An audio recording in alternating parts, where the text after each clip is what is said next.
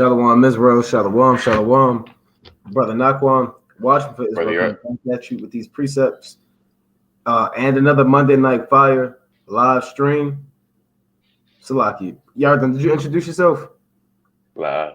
This brother Yarden, Shalom. Kind of Salaki. I was introducing him like I was doing a cold cut.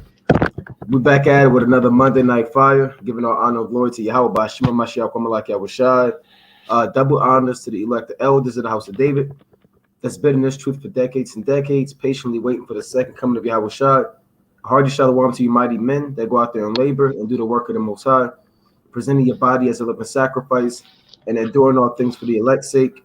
Shalom to the men that may not be out there on the highways and byways as of yet, but they're working on it. They're getting built up in the spirit. They're praying, fasting, studying, keeping the commandments, and abiding in the will of the Lord. Shalom to all the Aquath out there, holding it down in the households, reverencing their husbands, being submissive, keeping the commandments, being diligent, and steadfast in this understanding. And everybody in the live stream, Slim D, Slocky Stomp, Esau, Wesley 305, Diane Artis, Young Wolf, Yair Ryder, Pingshi, watch your, come on, brothers. Pingshi Watcher Patat, right? Barakathamos Highest, Slim D, Carlos Dexter, and everybody else we didn't salute. We back at it, Hidden Mysteries in Daniel, Volume 7, right? Hidden Mysteries in Daniel, Volume 7. If you haven't watched the Volume 1, you know, that's okay, all right? Because these chapters may be a little bit different, right? We'll repeat some of the same information, but we'll go a little bit more in depth in each chapter. So as we focus on this volume of Volume 7, we're in Daniel chapter 8, right? So we're going through Daniel, the 8th chapter. We're going to go through some archaeology. We're going to pull up some historical documents. We're going to, more importantly, go through the precepts, go through the breakdowns, and provide the understanding in the last days, all right? So let's kick it off with the book of Daniel, chapter 8, and let's go to verse 1. The book of Daniel, chapter 8, verse 1. Salakia. Everybody should use your apocrypha, right? It's okay if it's a little beat up. If it's beat up, that's good. That means you out there in the elements, right? You got your Bible. It's all right if your Bible beat up. That's good, right? You may have another Bible, right? Carry 2 Bibles on deck. You might need your pen, right? You might need maybe taking notes on a flashcard or a notebook or whatever, a highlighter, right? Because we're about to bring out information. All right, we're going to bring out information. Let's go to Sirach 39 and 8 first, real quick. All right, Sirach 39 and 8. We're going to bring out the precepts, man. All right, so let's go to Ecclesiasticus chapter 39 and verse 8, first and foremost. We're going to kick it off with that. All right, Sirach chapter 39 and verse 8. Bear with me. All right, our job is to go through the breakdowns, go through the precepts, go through the understanding, and give our people the living water in the last days. It's Sirach chapter 39, verse 8. And it reads this.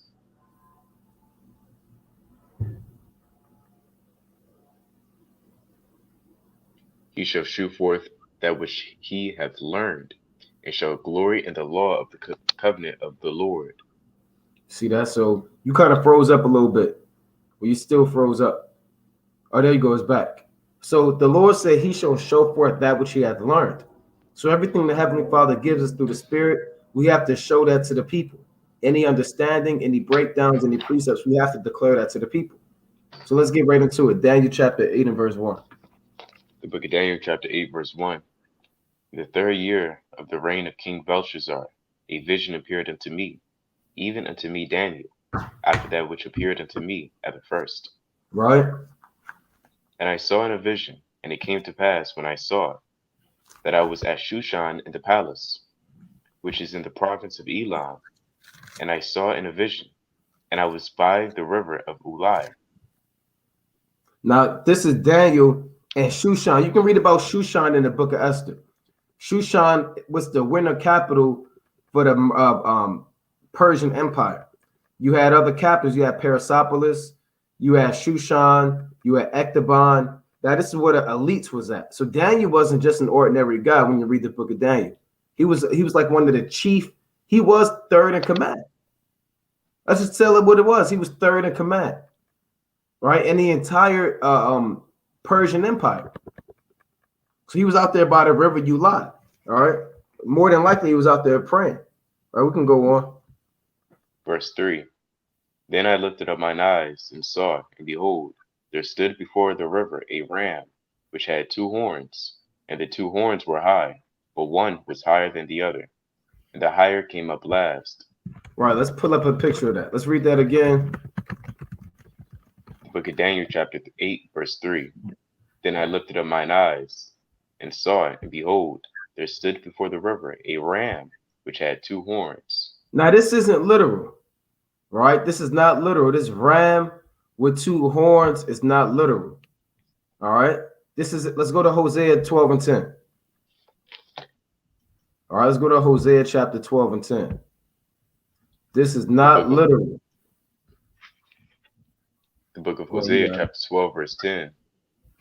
I have also spoken by the prophets, and I have multiplied visions and used similitudes by the ministries of the prophets.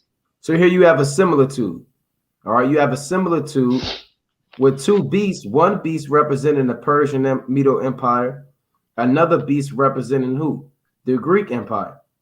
Right? This is a vision that the Lord gave Daniel to show what will happen in the near future concerning the kingdoms that followed the Persian Empire. Right? And I got this pulled up just so brothers can get an idea on what he actually is looking at. And he literally saw this, man. He literally saw these 2 wild beasts out there in a vision, but he didn't know. Daniel really couldn't break it down. The Lord, when you read this account, he got some of the interpretation, but he didn't have the entire, understanding. Can you see this, Yaradan? God. You can see clearly you have the ram with 2 horns that are high, and now you'll have this he-goat with a notable horn between his eyes. Now, again, this ram with 2 horns, it represents the Persian Medo or the Medo-Persian Empire. Right, the Medo-Persian Empire that was established around really the Persians took them over in 550 BC. All right, 550 BC. This is when the Persians came into power and took down the Medes. That's what it means in Daniel 8. The 2 horns were high, but one was higher than the other, and the higher came up last. If you watched, I believe that was last week. Last week we covered how Cyrus the Persian or Cyrus the Great. Let's go to Isaiah 45 and 1. He took down the Medians, the Medes. So let's go to Isaiah 45 and 1 real quick. Let's read about Cyrus. The book of Isaiah, chapter 45, verse 1. Thus saith the Lord to his anointed, to Cyrus, whose right hand I have holden, to subdue nations before him. And I will choose the loins of kings to open before him. The 2-leaved gates, and the gates shall not be shut. Go on. Verse 2. I will go before thee, and make the crooked places straight. I will break in pieces the gates of brass, and cut in sunder the bars of iron. Go on. Verse 3.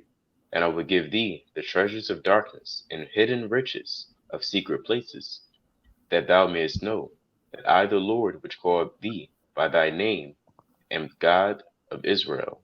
Now, this is a prophecy speaking about Cyrus. Cyrus the Great was the Persian emperor who actually put the decree for the Jews to go back and build the temple. When you read the book of Haggai, when you read the book of Zechariah, when you read Ezra and Nehemiah, you'll see that Zerubbabel and Joshua went back with a great host of men around 538 BC to go back and build Jerusalem. That decree was given by Cyrus. Cyrus, he's the leader or the king of the horn that stood up high. Now, I got this pulled up real quick. Bear with me. Salakia. Can brother see this? God. Now, again, let's read Daniel chapter 8 and let's read 3 one more time. Or again. The book of Daniel, chapter 8, verse 3. It reads this. Then I lifted up mine eyes and saw, and behold, there stood before the river a ram, which had 2 horns, and the 2 horns were high, but one was higher than the other, and the higher came up last. This is a joint empire between the Medes and the Persians, right? These are Ishmaelites and Elamites that are running these kingdoms. Now, the Persians took down the Medes. This is the battle of Hyber, right? Battle of Hyber. All right. So the battle of Hyber was the first battle between the Persians and Medians, taking place around 552 BC. It was also the first battle after the Persians revolted. So the Persians really, did their own thing. They had this joint empire, but the Persians said, no, we're going to do our own thing. We sick of this joint empire with the Medes. So they revolted. These actions were led, for the most part, by Cyrus the Great, right? And the Bible speaks about Cyrus the Great all throughout the scriptures, mainly the Old Testament, right? Cyrus II or Cyrus the Great of Persia. As a revolt was led by him, as he shifted the powers in the ancient Middle East. The Persian success in the battle led to the creation of Persia's first empire. See that? This is what it means when a horn came up last at the Battle of Hyber. All right. And began Cyrus' decade-long conquest of almost all of the known world. Though the only authority with a detailed account of the battle was Nicholas of Damascus, other well-known historians such as Herodotus, Ctesias, and Strabo also mention the battle in their own accounts. The outcome of the battle was such a great blow to the Medes that Astyages, right? We went into this last week, right? Who was the last king of the Medes. All right, and he was dethroned by Cyrus the Great. So Astyages, it was so bad he decided to personally invade Persia. The hasty invasion eventually led to his downfall. In turn, the former enemies of the Medes tried to move against them, only to be stopped by Cyrus. Thus, a period of reconciliation began, which facilitated a close relationship between the Persians and Medes and enabled Ecbatana, the capital of Media, to pass to the Persians as one of the Persia's capitals in the newly formed empire. You see that? So this was the decisive battle that led to one horn rising up over the other horn. All right. Just like in the Revolutionary War, you had Babylon the Great. They took down England. You know what I'm saying? They had, some type of relationship, but then one kind of stood up over the other. They revolted against them. Just like Persia revolted against the Medes and stood up higher than the other. So we had this picture right here to show you. These are the two horns, right? And the horn represents your strength. Let's get that in Luke chapter 1 real quick. Luke 1:68. I got a precept. Con, you can bring out your precept version. Or you can go to Luke. It don't matter. Right? So this horn represents your strength right here. And the strengths of the ancient kingdoms back then were the Medes and Persians. Nobody was stronger than them. Nobody had more military might. Nobody had more influence than the Medo-Persian Empire. But we just read and went through the history that Cyrus revolted against them after the Battle of Hyber, and then what? Took down the stages in the Median Empire, and next Ecbatana, which is the chief capital, right? And they became a sole empire by themselves. Now, while you looking for that, Yardan, let me get this quick precept. Okay. In the book of Sirach, the 10th chapter. Right, quick precept on that. This Ecclesiasticus chapter 10 and verse 8. Because of unrighteous dealings, injuries, and riches got by deceit, the kingdom is translated for one people to another. And the Lord did that, Matt. It's not because Cyrus was strong and he took down the he-goat. It's like he took down the Medes. The Lord did that, Matt. Right? The Lord said in Proverbs chapter 21:1, the king's heart is in the hand of the Lord. As the rivers of water, he turneth it whithersoever he will. So the Most High put the spirit on Cyrus To do what? To destroy his stages and take down the Medes just to establish his sole empire. Why? Because the Medes had unrighteous dealings, injuries, and riches got by deceit. So the Most High translated their kingdom all the way to the Persians. You found your precept, y'all down? Okay, and this Habakkuk chapter 3, verse 4. And his brightness was as the light. He had horns coming out of his hand, and there was the hiding of his power. Right, just going into like how you were saying, horns is your strength. Going to when the Lord return. Come. There's another precept. This Salaki, was you done? I was going to get the one in Luke 1:68. I got it. I got it right here. You don't got to get it. Okay, kind. Come. This is Luke chapter 1:68. Blessed be the Lord God of Israel, for he hath visited and redeemed his people, and hath raised up an horn of salvation for us in the house of his servant David. So with all of these nations being beasts, their strength isn't in their tail. It's not in their, their abdomen. It's in their horns, man. Look at the rhinoceros. Look at the he-goat. Look at the rams. You see them two rams out there on the Discovery Channel going at it, man. Taking each other down with their horns. That's the strength of any beast. So the strength of this ancient beast were the Medes and the Persians. One led by Astyages, the last king of the Medes, and a revolt against Cyrus the Great. All right. So brothers understand that. Let me get one more. So brothers, just add that real quick. There's a precept in the book of Job. So like, let me get this in the book of Job. Right, this is the book of Job, chapter 16 and verse 14. He breaketh me upon breach upon breach. He breaketh me with breach upon breach, Salakia. He runneth upon me like a giant. I have sewed sackcloth upon my skin and defiled my horn in the dust. Does that mean Job had an actual horn and he kind of dug a ditch and stuck it in the dust? No, his strength was taken away. Just like now, when you look at our people and we are on crack, drugs, we're killing each other, our horn is defiled in the dust. The dust represents a lower state, and our horn is our strength. So if your horn is in the dust, all of your power has been taken away. Right? So the horn is used to subdue and take down a heathen, but now our horn is defiled in the dust, and that dust is the dust of death. All right, let me get that quick precept about the dust of death. This Psalms chapter 22 and verse 15. Right? It reads, my strength is dried up like a potsherd, and my tongue cleaveth to my jaws, and thou hast brought me into the dust of death. See that? So our strength is now taken away from us. All right. So that's what that means in Daniel, the 8th chapter, when you have one horn that was higher than the other. Cyrus the Great took down, again, he took down the Medes. You got something else? All right, Con, let's go back to it. Book of Daniel, chapter 8, verse 4.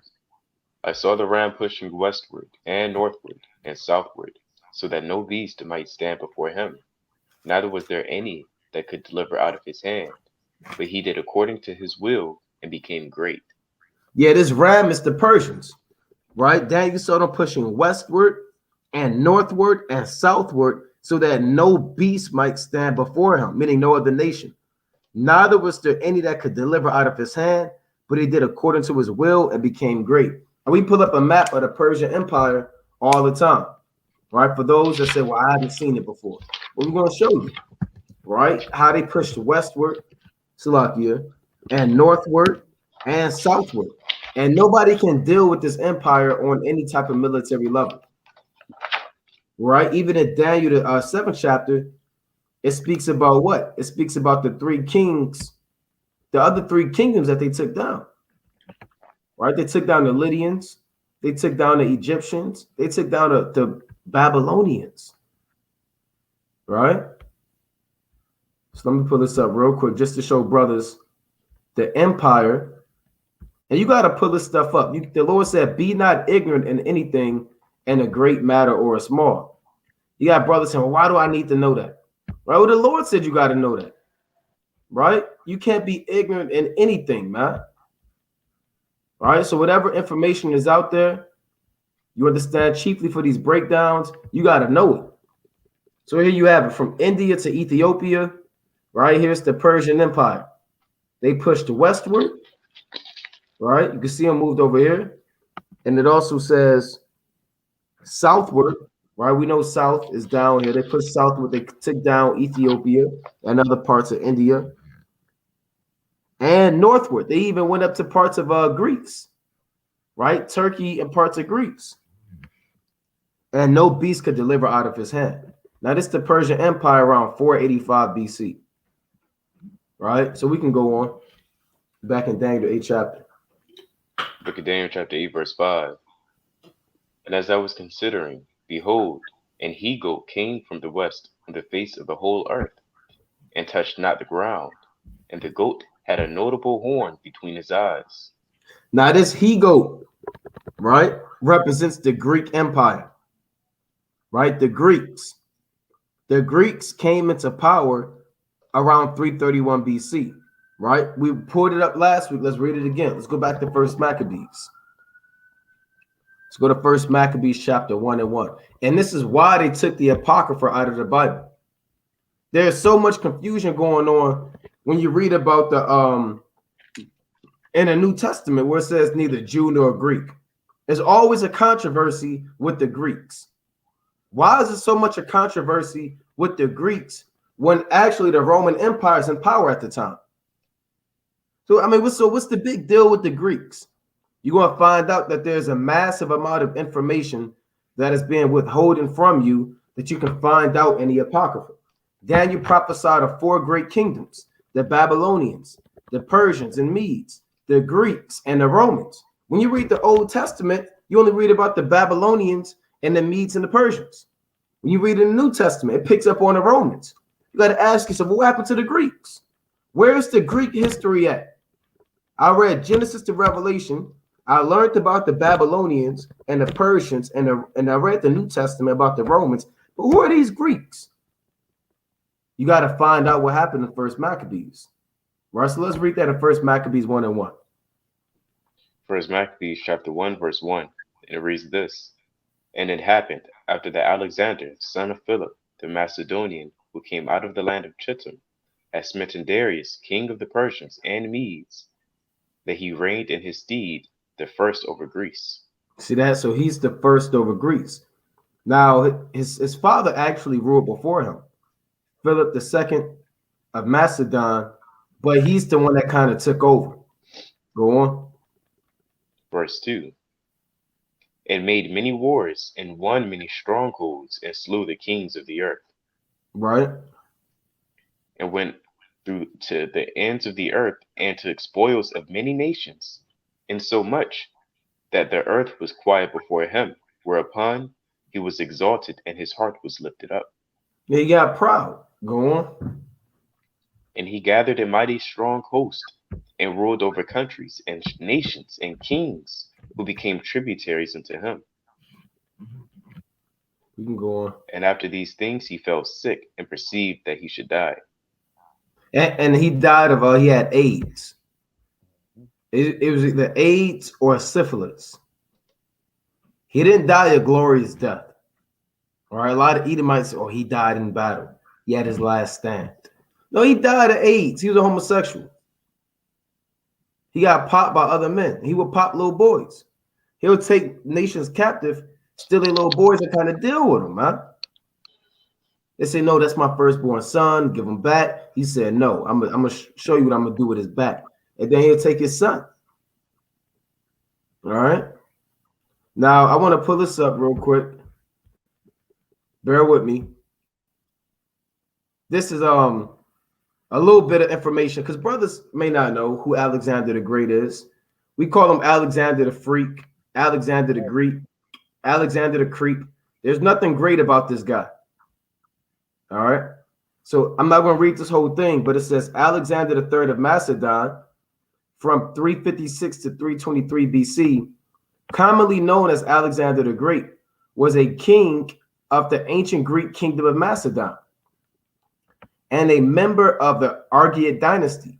He was born in Pella in 356 BC and succeeded his father Philip II to the throne at the age of 20. He spent most of his ruling years on an unprecedented military campaign through Western Asia and Northeast Africa. And by the age of 30, he had created one of the largest empires of the ancient world, stretching from Greece to India. He was undefeated in battle and is widely considered one of history's most successful military commanders. Right? It says during his youth, and all of the Edomites loved so-called Alexander the Great, man. That's their hero. Yeah, they got statues. That's their King David. That's their King David. That's their Samson. You know, they want to try to immortalize these men via statues that their names aren't forgotten. Right? Now it says, during his youth, Alexander was tutored by Aristotle, and Aristotle is a known homosexual philosopher. Until the age of 16, after Philip's assassination in 336 BC, he succeeded his father to the throne and inherited a strong kingdom and an experienced army. Alexander was awarded the generalship of Greece and used this authority to launch his father's pan-Hellenic project to lead the Greeks in the conquest of Persia. And you had a long wars between the Persians and the Greeks, right? You can read about that in Daniel the 11th chapter. In 334 BC, he invaded the Achaemenid Empire, which are the Persians. All right, we're reading about that right here in Daniel the 8th chapter. The he-goat ran to the ram with the fury of his power and began a series of campaigns that lasted 10 years. Following the conquest of Anatolia, Alexander broke the power of Persia in a series of decisive battles, most notably the Battle of Issus and Gaugamela. And Gaugamela was a deciding battle. That was a deciding battle to lead from the downfall of the Persians to sole power being given to the Greeks. That's one of the most important battles in history. You see that? We just covered, what was that, the Battle of Hybrid. You gotta know the Battle of Hybrid to break it down, break this thing down. The Battle of Gaugamela, right? The Battle of Hispus, you know. It says he subsequently overthrew the Persian king Darius III. We read that at First Maccabees, that Alexander overthrew Darius and conquered the Achaemenid Empire in its entirety. At that point, his empire stretched from the Adriatic Sea to the Bees River. You see that? Right? Now, there's one more. It says Alexander endeavored to reach the ends of the world and the great outer sea and invaded India in 326 BC, winning an important victory over the Pauravas at the Battle of Hydaspes. He eventually turned back at the demand of his homesick troops, dying in Babylon in 323, the city that he planned to establish as his capital. Without executing a series of planned campaigns that would have begun with an invasion of Arabia, and in the years following his death, a series of civil wars tore his empire apart, resulting in the establishment of several states ruled by the Diadochi, Alexander's surviving generals and heirs. You see that? So history lines up directly with the Bible,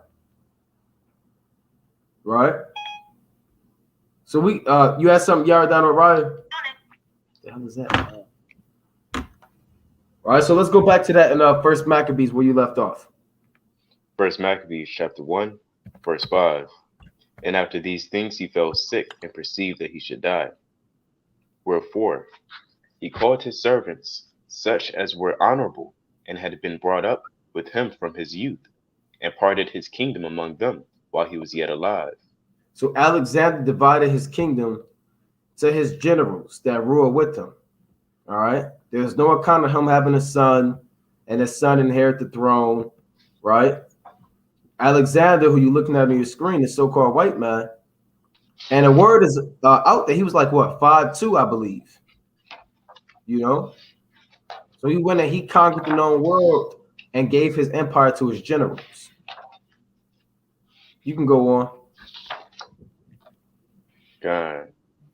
Verse 8. And his servants bear every rule, it's like it bear rule, every one in his place. And after his death, they all put crowns upon themselves. So did their sons after them. Many years and evils were multiplied on the earth. You see that? And evils were multiplied on the earth. So here's a map again of Alexander dividing his kingdom amongst his generals. All right, we want to pull it up. Alexander divided his kingdom amongst his generals. Ptolemy. So like, let's see where we at. Yeah, this is a good one right here. Right, you can clearly see it. Ptolemy received parts of Egypt and northern Africa. All right, even got a Cyrenaica right up here. You can see that the Slovakia. This is really supposed to be the Seleucid. This is let's get a, bear with me. See if this thing change. See, I like this right here. All right, they even give you the timeline. This is nice right here. So they show the transition. So here's the transition. Alexander's 4 generals you want to focus on are Seleucus, Ptolemy, Cassander, and Lysimachus. Those are the 4 generals you want to focus on. Ptolemy, Seleucus, Cassander, and Lysimachus. You can see Antigonus right here, but Antigonus kind of got pushed out, right? This is empire around 315 BC, and now you can see the Seleucus, he kind of took over. So around 301 BC, you want to really focus your breakdown with this. Seleucus, who had parts of Asia Minor and Mesopotamia. Ptolemy had the Levant, even the land of Israel, even of Africa. Cassander had Macedon, and Lysimachus had Thrace and Ionia, or Thrace and Lydia. So this is how Alexander's kingdom was divided. All right, so let's go back to that in Daniel chapter 8, and let's read 5. The book of Daniel chapter 8, verse 5. And it reads this. And as I was considering, behold, an he-goat came from the west on the face of the whole earth, and touched not the ground. And the goat had a notable horn between his eyes. Yeah, the he-goat came from the west and had a notable horn between his eyes. Right? This is the he-goat. The Greek Empire, the notable horn between his eyes is Alexander. That's their top strength. Go on. Verse 6. He came to the ram that had 2 horns, which I had seen standing before the river, and ran unto him in the fury of his power. You can see this on the screen right here. The ram ran into the land. It's like the ram. The he-goat ran into the ram with the fury of his power. Go on. Verse 7. And I saw him come close unto the ram, and he was moved with great choler against him, and smote the ram, and brake his 2 horns, and there was no power in the ram to stand before him. But he cast him down to the ground, and stamped upon him, and there was none that could deliver the ram out of his hand. Right. When you read this Bible, it's not going to say Alexander the Great in Daniel 8 chapter. It's not going to say the Persians and Medes. It's all a similar to. It's basically saying the Greeks took down the Persians at the battle of Issus and Gaugamela. All right. And Darius III. Go on. Verse 8. Therefore the he-goat waxed very great, and when he was strong, the great horn was broken, and for it came up 4 notable ones toward the 4 winds of heaven. Right. Now, that's Alexander dying. Right. Alexander the Great died. Now, he died again of AIDS. Right. AIDS or syphilis, HIV, gonorrhea. Right. One of them so-called infections. diseases. You said what? I said one of those saying homosexual herpes. diseases. Yeah, Yep. herpes too. Yeah, herpes. Genital warts. Yep. And he died, man. You see, he got a little boy in his chest right here. You see that on the screen? He's fighting in the name of this little boy. You know? Now, Alexander, it says in Daniel chapter 8 that when he was strong, the great horn was broken, meaning he died in the peak of his strength. He died in his prime. The Lord killed him at the age of 32. And the Lord was dealing with Alexander the Great. Slocky, I'm going to pull this up real quick. Right? The Lord was dealing with Alexander. All right? Bear with me. I gotta find this. This is something. Now, this in the documents. Right? Bear with me. The Most High is dealing with a lot of brothers. They're getting mad. What do you mean the Most High is dealing with Alexander? The Most High is dealing with everybody, man. He's not going to deal with them like he deal with us on the right hand side, but he's going to let's read that in Proverbs 21. I paraphrased it. We're going to read it, but he's dealing with them, man. Proverbs 21 verse 1. The king's heart is in the hand of the Lord, as the rivers of water. He turneth it whithersoever he will. All right, you can break it down. So when you have these kings in authority and high position, ultimately it's the Lord doing it. Like you just said, it's plain upon tables. The king's heart is in the hand of the Lord. If it's the king's heart to destroy or to besiege a certain city or a tower, like the Most High put it in his mind to do so. For his heart is in the hands of the Lord. Right? He might go left, he might go right. You said what? I said Salaki. I said I got a precept out there. He might go right, he might go left. Either way, it's the Lord doing it. That king is just a puppet. And these certain kings have to fulfill a certain lot or a certain position just so the next thing could play out. Same way with Pharaoh, Astyages, Belshazzar, Cyrus, so on and so forth.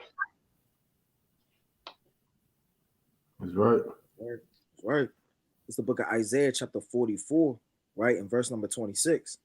It say, then confirmeth the word of his servant, and performeth the counsel of his messengers, that saith to Jerusalem, thou shalt be inhabited, and to the cities of Judah, ye should be builded, and I will raise up the decayed places thereof.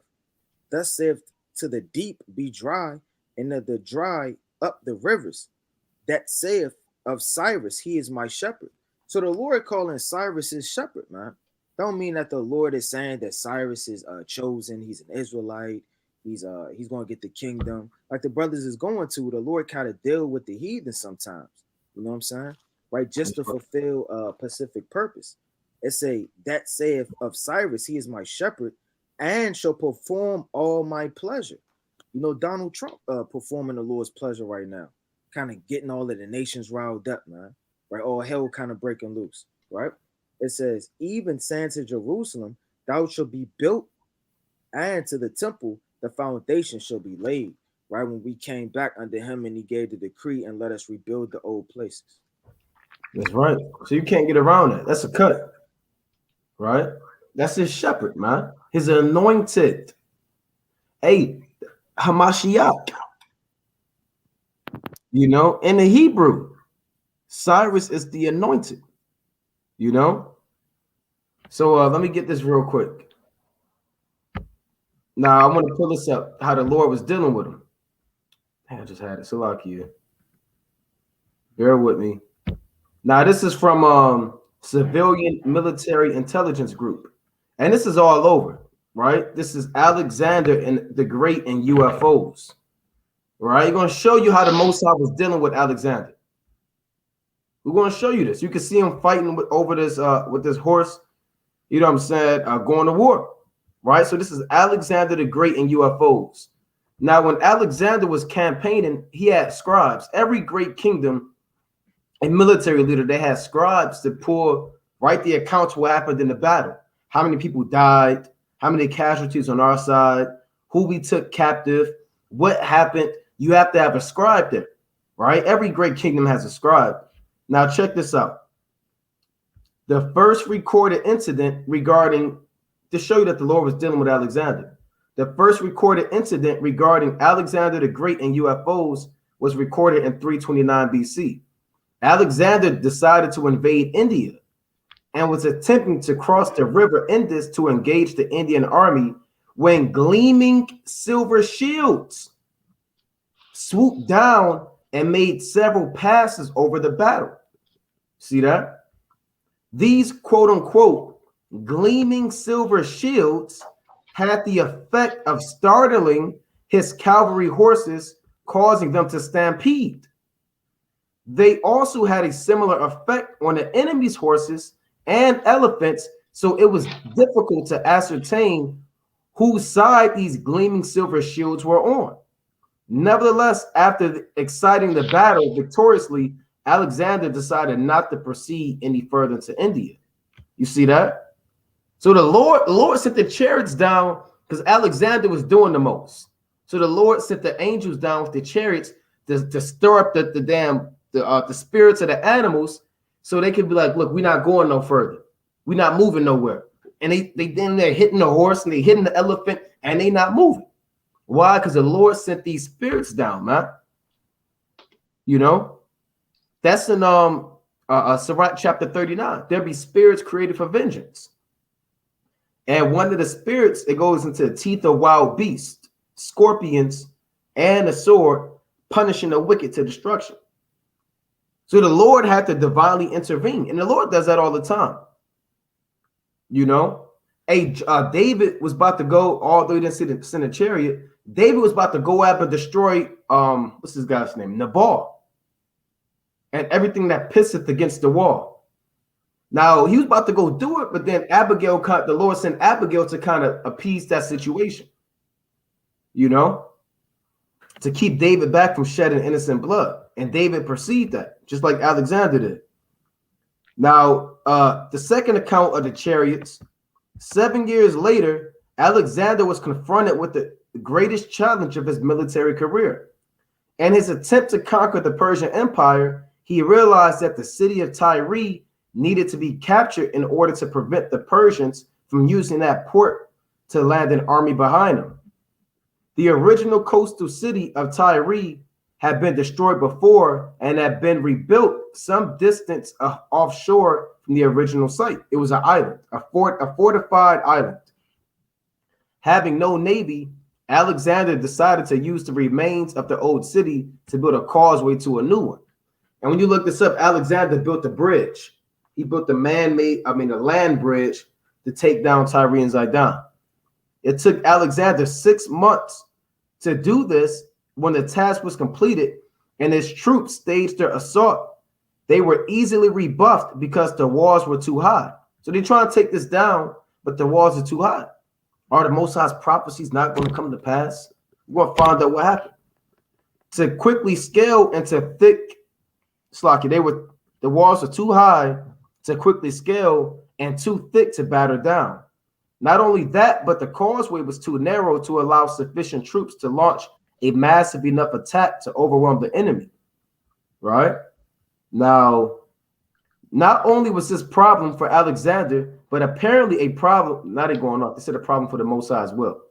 Both the prophets, Ezekiel and Isaiah, have spoken of the Most High's curse and destruction of Tyre. How was Alexander going to achieve his goal? How was the Most High going to ensure that his prophecy would be fulfilled? The historical account recorded by Alexander's chief historian, check this out, states that during an attack of the island city, one of two, here you go, quote unquote, gleaming silver shields attacked a section of the wall with a beam of light, which subsequently caused that section of the wall to fall. Alexander's men poured through the opening and captured the city. You see that? You see that right there? So the Most High was dealing with Alexander, right? Right? They couldn't take down that wall, so the Lord sent these chariots down and kind of did what he had to do, man. Right? He didn't make that up. They saw the silver shields are the UFOs. Let's just be real.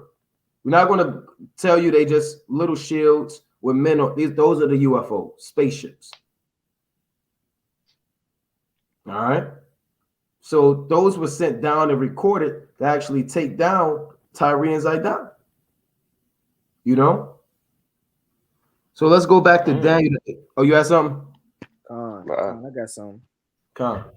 Right. I got precept, so like after you. Bear with me. It's the book of Joshua, chapter 11 and verse 20. All right. It's the book of Joshua, chapter 11 and verse 20. It say, for it was of the Lord to harden their hearts, that they should come against Israel in battle, that he might destroy them utterly, and that they might have no favor, but that he might destroy them as the Lord commanded Moses.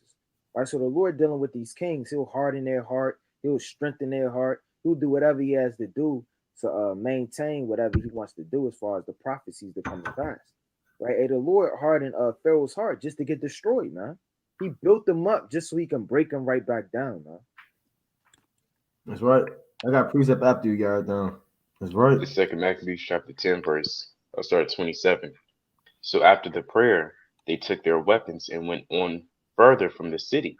And when they drew nearer to their enemies, they kept by themselves. This is the Jews about to go to battle with the heathen, right? And they prayed before they went to battle, right? That should show you that before anything you do, you got to pray, right? Even before we go to war out there in the highways and byways, we throw up a prayer to the Most High.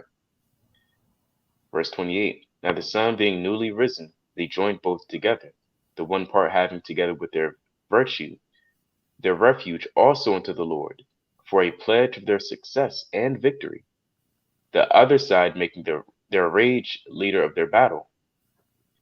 But when the battle waxed strong, there appeared unto their enemies from heaven 5 comely men upon horses, with bridles of gold.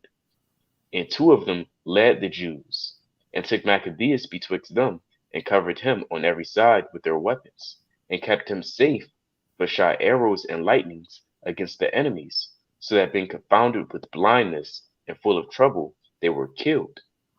So the Most High is always intervening. Not always, but the Most High can intervene whenever he wants to, because this is his battlefield. If you want to kind of jump in there, he can if he wants to, right? Send down certain angels, 5, 2, 7, 2 chariots. The Lord can do that, right? All for his purpose, for his will. The same way he did with the accounts that we just read with Alexander. It's similar with Maccabeus. Huh. God, and there's plenty of accounts, man. There was a on the old channel, we got to remake that video. But when you look at history, you can see that every nation has had an encounter with the chariots, man. Every nation. We're not the first one. You're not the first one to see a chariot, brother. Let's just cut it out, brother. You just came into this thing, you saw that. You're not the first one, brother. Everybody has seen the chariots, man. Hey, the Lord had a huge chariot delivering us out of Egypt, man. Let me get this real quick. And that chariot divinely intervened. Right? Let me get this in Exodus chapter 40 real quick. So the Lord did that for Alexander the Freak. Right? This is the book of Exodus chapter 40. Actually, I'm gonna go to 14. You can read 42, but let me get this in Exodus. All right, bear with me. These pages stuck together, right? This is the book of Exodus, chapter 14 and verse 22. And the children of Israel went into the midst of the sea upon the dry ground, and the waters were a wall unto them on their right hand and on their left. And the Egyptians pursued and went in after them to the midst of the sea, even all Pharaoh's horses, his chariots, and his horsemen. And it came to pass that in the morning watch, the Lord looked unto the host of the Egyptians through the pillar and fire of the cloud, and troubled the host of the Egyptians, and took off their chariot wheels. So this chariot has some type of, we don't know the technology that the Lord had, but it has some type of quote unquote gravitational pull, and it pulled off the chariot wheels. Right? Might have shot a laser, evaporated them, whatever the case may be. An angel came and pulled them off, right? But this chariot pulled off the wheels of Pharaoh's horsemen, just like that, man. Right? It says, and took off their chariot wheels that they drave them heavily, so that the Egyptians said, let us flee from the face of Israel, for Yahweh fighteth for them against the Egyptians. You see that? And so the Lord get down, man.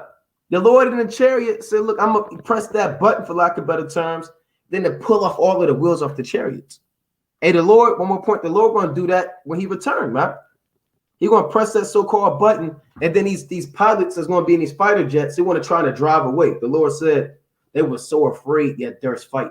They're going to try to drive away, but the Lord going to hack them to they mainframe, and the damn wheel going to drive them to the Lord. Now, I don't want to go. I don't want to go. But the Lord hacked into the system. Now he's fighting against the Lord, man. So the Lord can destroy them. Brothers, that something else? Come. Right. So like the brother bringing out, man. Right. They're gonna have this so-called military vehicles and all of them planes in the air, but it's not gonna last, man. The Lord gonna shoot all of that down.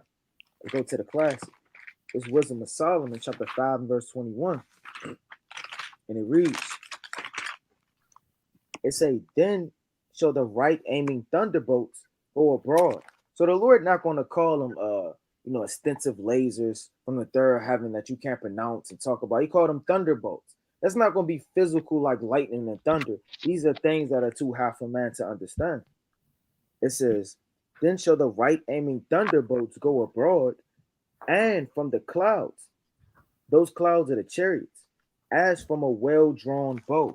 So when these chariots, they kind of cut back and they start letting these lasers out, they're not going to miss, man. It's going to fly to the mark.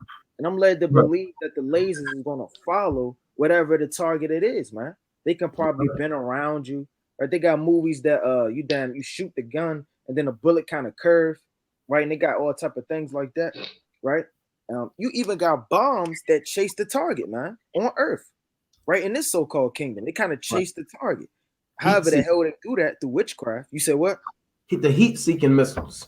See that? The heat-seeking missile, man. So that thing will kind of follow you. It kind of go up with you, go down with you. How much more the chariots, man? Right. I'm led to believe, hey, these things going to be busting through buildings. They're going to kind of be going. They're going to chase you until it gets to the mark. You about to say something? I want to make a quick point. Hey, the chariot can expand and then retract. So you can have like a chariot that's outside your house, and then they come inside your house real small and shoot off lasers, killing everybody in the house. Then go back outside the house and expand and go destroy a whole building. See that? So the Lord got a damn spaceship the size of like a television in your house, going through your house, killing everybody, man. Then it expand and destroy your whole crib. You know? It's a go abroad from the clouds as from a well-drawn bow. Shall they fly to the mark, and hailstones full of wrath shall be cast out as a stone bow, and the waters of the sea shall rage against them, and the flood shall cruelly drown them. Yet a mighty wind shall stand up against them, like a storm shall blow them away. Thus iniquity shall lay waste the whole earth, and ill dealing shall overthrow the thrones of the mighty. So the Lord said these chariots are going to overthrow all the thrones of the mighty, man. Whoever's coming up against these chariots with their rockets, their damn missiles, their nukes, that's not going to matter, man. And the chariot can kind of disappear when it's coming, or have like a force field around the thing for it not to be pierced, right? Or the Lord could just blind the minds of those men not to even do certain things in certain times, man, to fulfill his will. So this war in the third half is going to get crazy, man. It's going to be a sci-fi movie that day, right? Jake thinks they've seen a sci-fi movie and it was crazy. That's going to be something ridiculous. And even Elam knows, understand that those chariots exist because it's all on their walls as well. And way back when I was a lot younger, I was watching history. I watched the History Channel a lot, and you seen that Elam, they talked about the chariots, the laser shooting out of it. Like they was actually talking about it. It's on History Channel. That's right. But they kind of went off because they had an elephant up there with wings. But you understand what it was talking about. It's talking about war coming down from heaven to earth. Yeah, we're gonna have to do an in-depth breakdown on the chariots, on the ancient chariots, the technology. You know what I'm saying? That's what I was telling someone earlier. All the technology you got right now, that's old ancient technology. The most I've been had that. Oh, I got a touch screen. Oh, I got this sound. That's old news. The Lord gave man that. You can hold on to this little stuff, man. You're so fascinated and enthralled with the technology of this world. The Lord said you can have it. The Lord got ancient, he got stuff that you can't comprehend. You know? Now, I got this one more part of that article I want to pull up. Now, this is another account. It says, one day suddenly there appeared over the Macedonian camp these flying shields, as they had been called, which flew in triangular formation. Because the chariots, when they come on the earth, they're not coming wild. They're not going to be bumping into each other, right? It's not going to be a traffic jam, right? See, the birds fly in a military formation. When you see birds that fly together, they fly in that triangular formation. The Lord put in a spirit to do so. And I'm led to believe that's how the chariots are coming back. And that battle formation. That may have been how the children of Israel fought, man, and that triangular formation. You know, they show you that in the movie 300. Right, but reading on. So they came in a triangular formation, right, led by an exceedingly large one. So these chariots came, and it was led by an exceedingly large one, right? That reminds me of the mountain in Second Ezra. The others were smaller by almost half. In all, there were 5. The unknown chronicler narrates that they circled slowly over Tyre, while thousands of warriors on both sides stood and watched them in astonishment. Suddenly, from the largest shield came a lightning flash that struck the walls. Now, this is in Alexander the Great's army. These crumbled. Other flashes followed, and walls and towers dissolved, as if they had been built of mud, leaving the way open for the besiegers, who poured like an avalanche through the breaches. The flying shields hovered over the city until it was completely stormed. Then they were very swiftly disappeared aloft, soon melting into the blue sky. See that? That's kind of mean right there, man. The Most High get down, man. Let me get this account real quick in 2 Maccabees chapter 5. People, you gotta stop playing on the Lord, man. The Lord ain't going to do. The Lord can't do nothing. The Lord going to jack you, a lot of you brothers up, man. Right? And especially you 2/3. The 2/3 is, well, Most High willing, we're not part of that number. Right? Most High willing. Right? This 2 Maccabees, right? This, chapter 5. Let me get this quick precept dealing with that. Right? Second, that's the spirit. 2 Maccabees 5:1. About the same time, Antiochus prepared his second voyage into Egypt. And then it happened that through all the city, for the space almost of 40 days, there were seen horsemen running in the air, in cloth of gold, and armed with lances, like a band of soldiers, and troops of horsemen in array, encountering and running one against another, with shaking of shields, and multitude of pikes, and drawing of swords, and casting of darts, and glittering of golden ornaments, and harness of all sorts. Wherefore every man prayed that the apparition might turn to good. See that? So even during the time of the Maccabees, they had to deal with these chariots flying over the sky. Imagine that for 40 days. You on your way to work, same chariots, just fighting. They doing war games, war drills. They shooting lasers against each other, dodging it, practicing. 40 days straight. You're gonna be you're gonna be nervous. You're not gonna know if you're gonna make it. You said what? You're gonna be frightened. Yeah, you're gonna be scared to death. You don't know if you might not want to leave your house. You know, you're gonna be doing a lot of repenting. You're gonna be fasting. You're gonna be doing a lot of praying because you don't know if that thing is going to be for your good or not. That's why they was praying that thing, hopefully, the Most High was with him. Brothers have something else. We want to go back to Daniel. You can go back to Daniel. Come. So we back in the book of Daniel, the 8th chapter, showing you how the Most High is dealing with these heathen, man. Most High dealt with Cyrus, the brother Riot brought out. He dealt with Alexander, even to the point where he intervened through the with the chariots. So let's go back to that in the book of Daniel. What did we leave off? Salaki, bear with me. Chapter 8. And let's pick back up. 7 or 8. We can read verse 8. The book of Daniel, chapter 8, verse 8. Therefore the he goat waxed very great, and he was strong. The great horn, therefore the he goat waxed very great, and when he was strong, the great horn was broken, and for it came up 4 notable ones toward the 4 winds of heaven. You see that? These 4 notable ones are Alexander's 4 generals. Right? We just covered that. All right, bear with me. Here you have it. Right? Ptolemy, parts of Egypt and northern Africa, as well as the Levant. Seleucus had what? Parts of Asia Minor and Mesopotamia. Lysimachus had Thrace, and you can call this region Lydia.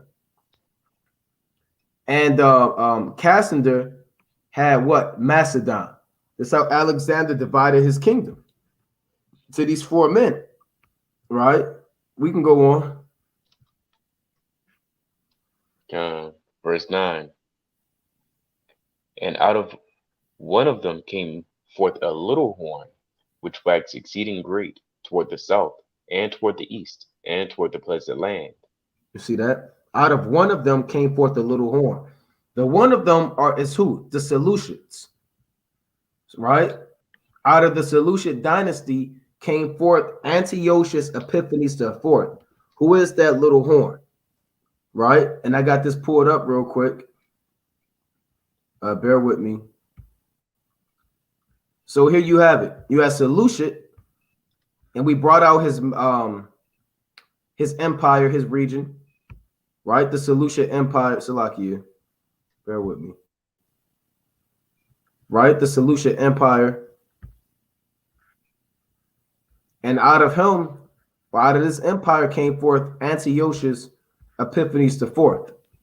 Right? You can see the whole bloodline. I'm not going to read this whole thing in the book of Daniel 11. But out of them came forth the little horn. Here's the little horn. Antiochus Epiphanes IV from 175 to 164. All right? He's the little horn. And it says, Salakia, he waxed very great, exceeding great toward the south, toward the east, and toward the pleasant land. The pleasant land is the land of Israel. All right? So he took over the Seleucid dynasty during his time. Right, we can read that in the book of Maccabees. Let's go back to First Maccabees, the 1st chapter, about the wicked root, surnamed Antiochus Epiphanes IV. Let's read about this man. First Maccabees chapter 1, verse 10. And there came out of them a wicked root, Antiochus, surnamed Epiphanes, son of Antiochus the king, who had been in hostage at Rome, and he reigned in the 137th year of the kingdom of the Greeks. All right, read that again, Baba Kasha. First Maccabees chapter 1, verse 10.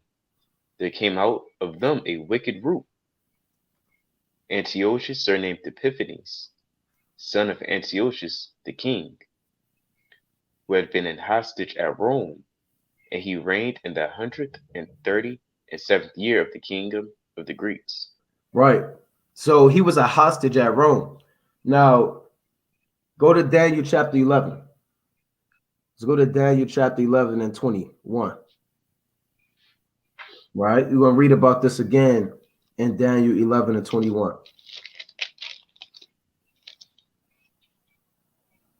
The book of Daniel chapter 11, verse 21. And in his estate shall stand up a vile person, to whom they shall not give honor of the kingdom, but he shall come in peaceably and obtain the kingdom by flatteries. Right. Now, what it means is this guy wasn't supposed to be on the throne. He actually murdered his nephew, and he was buying people off to sit on the throne. Right? When you look it up, he was buying off certain Greek men, certain Romans, and other heathen, other Syrians. So he obtained the kingdom by flatteries. Right? He kind of won the hearts of the people like Absalom. Right? Go on. God. Slakia. Daniel chapter 11, 22. verse 22. And with the armies of a flood shall they be overflown from before him, and shall be broken. Yea, also the prince of the covenant. Now, the prince of the covenant is Demetrius. Alexander murdered his nephew, Demetrius, who was the rightful heir to the throne. He was the prince of the covenant. It was contracted that this man will rule next. But he murdered this man and obtained the kingdom by flatteries. He broke him and he killed him. Right? The prince of the covenant. We can go on. Verse 24. It's like verse 23. And after the league made with him, he shall work deceitfully, for he shall come up and shall become strong with a small people. Right. He shall enter peaceably, even upon the fattest places of the provinces. And he shall do that which his fathers have not done, nor his fathers' fathers. He shall scatter among them the prey and spoil and riches. Yea, and he shall forecast his devices against the strongholds for every time. Right, even for a time. Now, what does it mean he would do what his fathers haven't done? Let's go to First Maccabees chapter 1 and 40. Man, we're not gonna read the whole thing. 1 and 48. What he did, what his fathers allowed was they allowed us to still keep the laws, keep the commandments. When you look at this timeline, you're looking at Antiochus III and Seleucus II, and all of these men. They conquered Israel, but we were still allowed to do the service at the altar. We were still allowed to keep the commandments. We were still allowed to call ourselves Jews. When this guy came on the scene, he shut that whole thing down, right? He did what his fathers never did. He said, I'm going to totally eradicate you keeping the law, statutes, and commandments of the Most High. So Daniel 11 links directly up with First Maccabees. Let's read First Maccabees 1 and 48. First Maccabees chapter 1, verse 48. And they should also leave their children uncircumcised, and make their souls abominable with all manner of uncleanness and profanation, to the end they might forget the law and change all the ordinances. Right. And whosoever would not do according to the commandment of the king, he said, he should die. Now the king is Antiochus. If you didn't follow the commandments, you were put to death. Go on. Verse 51. In the self same manner wrote he to his whole kingdom, and appointed overseers over all the people, commanding the cities of Judah to sacrifice city by city. See, his fathers didn't do that. Right? His fathers let us do our own thing, but he came on and all hell broke loose. Go on. Verse 52. Then many of the people were gathered unto them, to wit, every one that forsook the law, and so they committed evils in the land. Right. And drove the Israelites into secret places, even wheresoever they could flee for succor. Now the 15th day of the month Caslu, in the 145th year, they set up the abomination of desolation upon the altar, and builded idol altars all throughout the cities of Judah on every side. Right. Now the abomination of desolation is when they profaned the altar, offered swine's flesh on the altar in the name of the so-called god Zeus. You can go on. and burnt incense at the doors of their houses and in the streets. And when they had rent in pieces the books of the law which they found, they burned them with fire. Right. And wheresoever was found with any the book of the testament, or if any consented to the law, the king's commandment was that they should put him to death.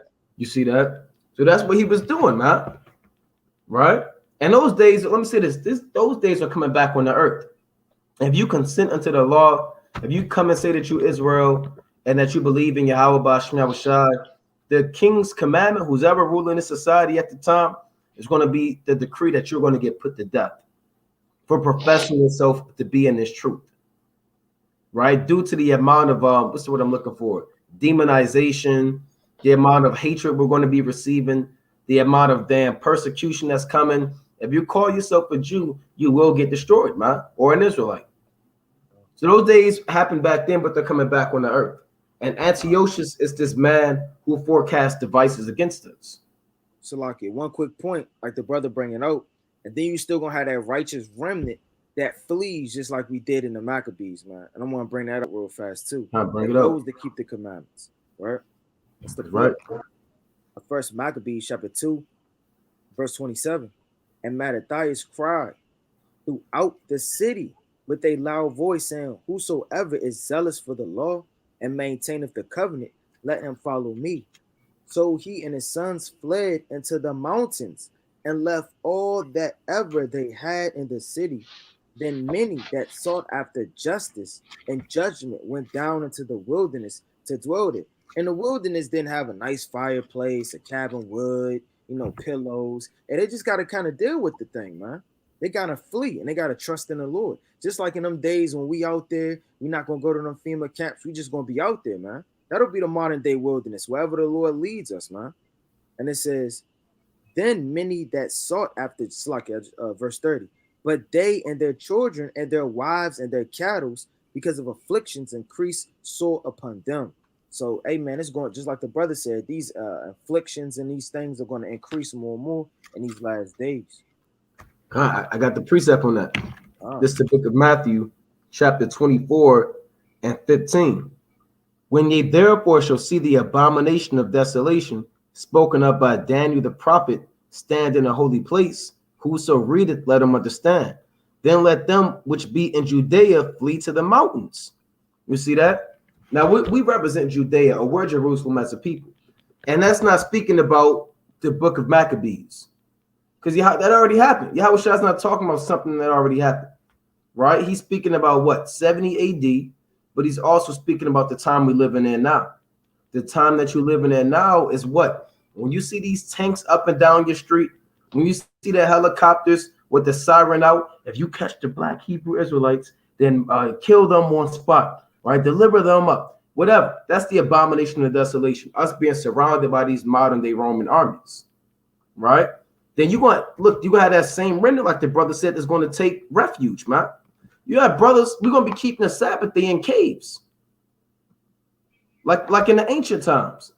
You might get caught and get burnt up. You might be out there trying to keep, but the only difference is, the Lord always raises up saviors. And he rose up those saviors in the book of Maccabees, Judas, or Matthias first through the Spirit. Matthias and Judas and Simon and Jonathan. Only difference is in this captivity, we're not going to raise up saviors. It's not going to be, men like us that's going to raise up and take Esau down. That's why Isaiah chapter 19 says they should cry unto the Most High, and he will send them a savior, a great savior, a mighty one. Because the Lord, he's going to deliver us in this time. It's not Judas coming back on the earth, and now we got to do the book of Maccabees again. Everything's not literally going to happen again, right? But Yahushua, he's going to deliver us in those days. One more, it says, let him which is on the housetop not come down to take anything out of his house. Neither let him which is in the field return back to take his clothes.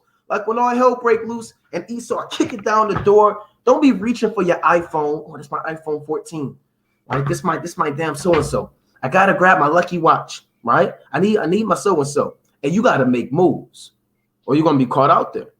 All right. It says, And woe unto them that are with child, and to them that give suck in those days. Right? If you just had a baby, the baby might be a burden on you. You might be like, look, I can't deal with this baby. And you kind of make it move, keep it moving, right? Which you shouldn't do.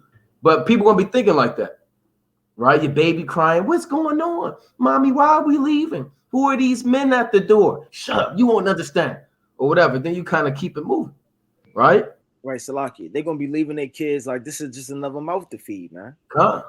Hey, tell you that in the curses in Deuteronomy 28 that he will leave his father and his sons in a siege, man.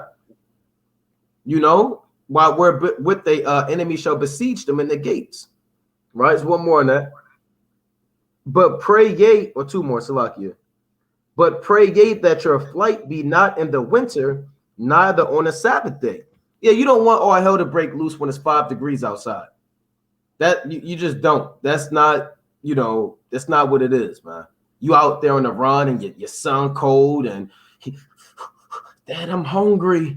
Mom, is there something to eat? And then you wake up in the morning and your son, he frozen still. You're like, damn. You kind of bury him. Then you look up to the Most High, you praise the Most High, and you keep it moving. You know? So you don't want to be out there when it's 5 degrees. It reads, for then shall be great tribulation, such as was not since the beginning of the world to this time, no, nor ever shall be. And we always say it's going to be worse than 70 AD. This will be worse. The upcoming Jacob's trouble will be worse than the slave trade, 70 AD. Anything that we have ever been through, it's going to be worse.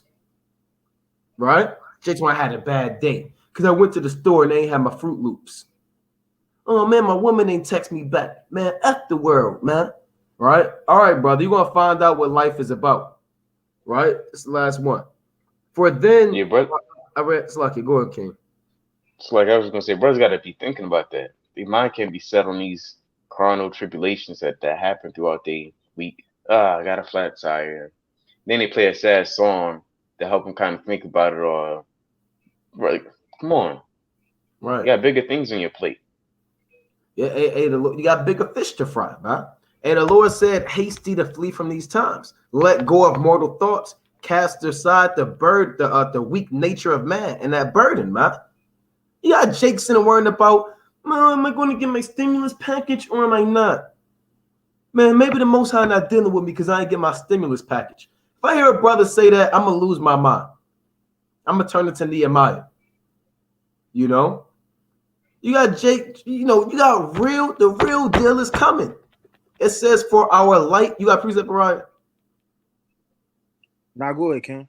So like, I'm the paraphrase. It says for our light affliction in 2 Corinthians, the 4th chapter. Let me get that real quick. Right? This is light affliction, man. The days of trouble are at hand, but I will deliver you from the same. So there's a lot of precepts that, you know, there's a lot of precepts that deal with this situation. 2 Corinthians chapter 4 and 17. For our light affliction, which is but for a moment, worketh for us a far more exceeding and eternal weight of glory. So whatever, this is really light affliction. I don't care how you call it, man. You might say, well, I got to work 80 hours, right, this week. That's light affliction. You might say, well, look, my woman wanted, she wanted to deal with my best friend, right? That's light affliction. And your son might not like you no more because you're making him put on them fringes and you're embarrassing him at school, right? He might not like, that's light affliction. The true affliction is coming, man. And yet the Lord said, many are the afflictions of the righteous, but what? But the Lord delivered them out of them all. That's Psalms 34 and 19. This 1 Peter chapter 2 and verse 20. It say, for what glory is it if when ye buffet for your faults, ye shall take it patiently. But if when ye do well and suffer for it, ye take it patiently, this is acceptable with God. For even hereunto were ye called, because Hamashiach also suffered for us, leaving us an example that we shall follow his steps. Right? So the Lord suffered, man, all things, man. And he left that as an example of things that we're going to have to do. Right? Not only just keeping the commandments, not only, being upright and being on fire, but he also got afflicted. He got beat. He got jumped. He got scourged. right? He got put to death by the so-called white man. And this is going to happen again, man, right? On a major level, right? He's going to carve the pathway, right, for Jake to follow him, man. And the Lord didn't scream. He wasn't crying. He wasn't running. And he took it, right? Like the Messiah, man, like our King, straight up. You know what I'm saying? Hey, the Lord said, whom ye seek ye for. He said, I'm looking for Yahweh Shah. Look, that's me. Right. That's me. What's up? What's up? You know what I'm saying? Let's get it going. What next? Mm-hmm. You know what I'm saying? That's the Lord, man. He wasn't like, oh, here come the Romans. Here come Judas. He said, hey, look, the Son of Man. He said, take your rest on now, for the Son of Man is betrayed into the hand of sinners, man. So the Lord went hard, man. You gotta read about Yahweh Shah. Stop just focusing on him feeding 4,000 people, man. Yep. 5 loaves and 2 fishes. You got a poster on your wall of a white man breaking bread with 12 baskets remaining. Stop just focusing on that, man. Yeah, you focusing on the hem of his garment. Did the Lord just have gold fringes or white fringes? Jesus the carpenter. You know, a lot of you Jakes, you into that, you know, the Lord is more than that, man. Right. Let me read this real quick. You gotta dive into these things, man. You know, this is the book of 2nd Ezra. We gotta bring it out, chapter 16 and verse 60. Man, this whole thing is me. I'm gonna read 68, right? 2nd Ezra, chapter 16 and 68. For behold, the burning wrath of a great multitude is kindled over you, and they shall take away certain of you and feed you, being idle with things offered unto idols. And that's why we read that the same devices that Antiochus Epiphanes cast out for us, or against us rather, those days are coming back. And he might be back on the earth.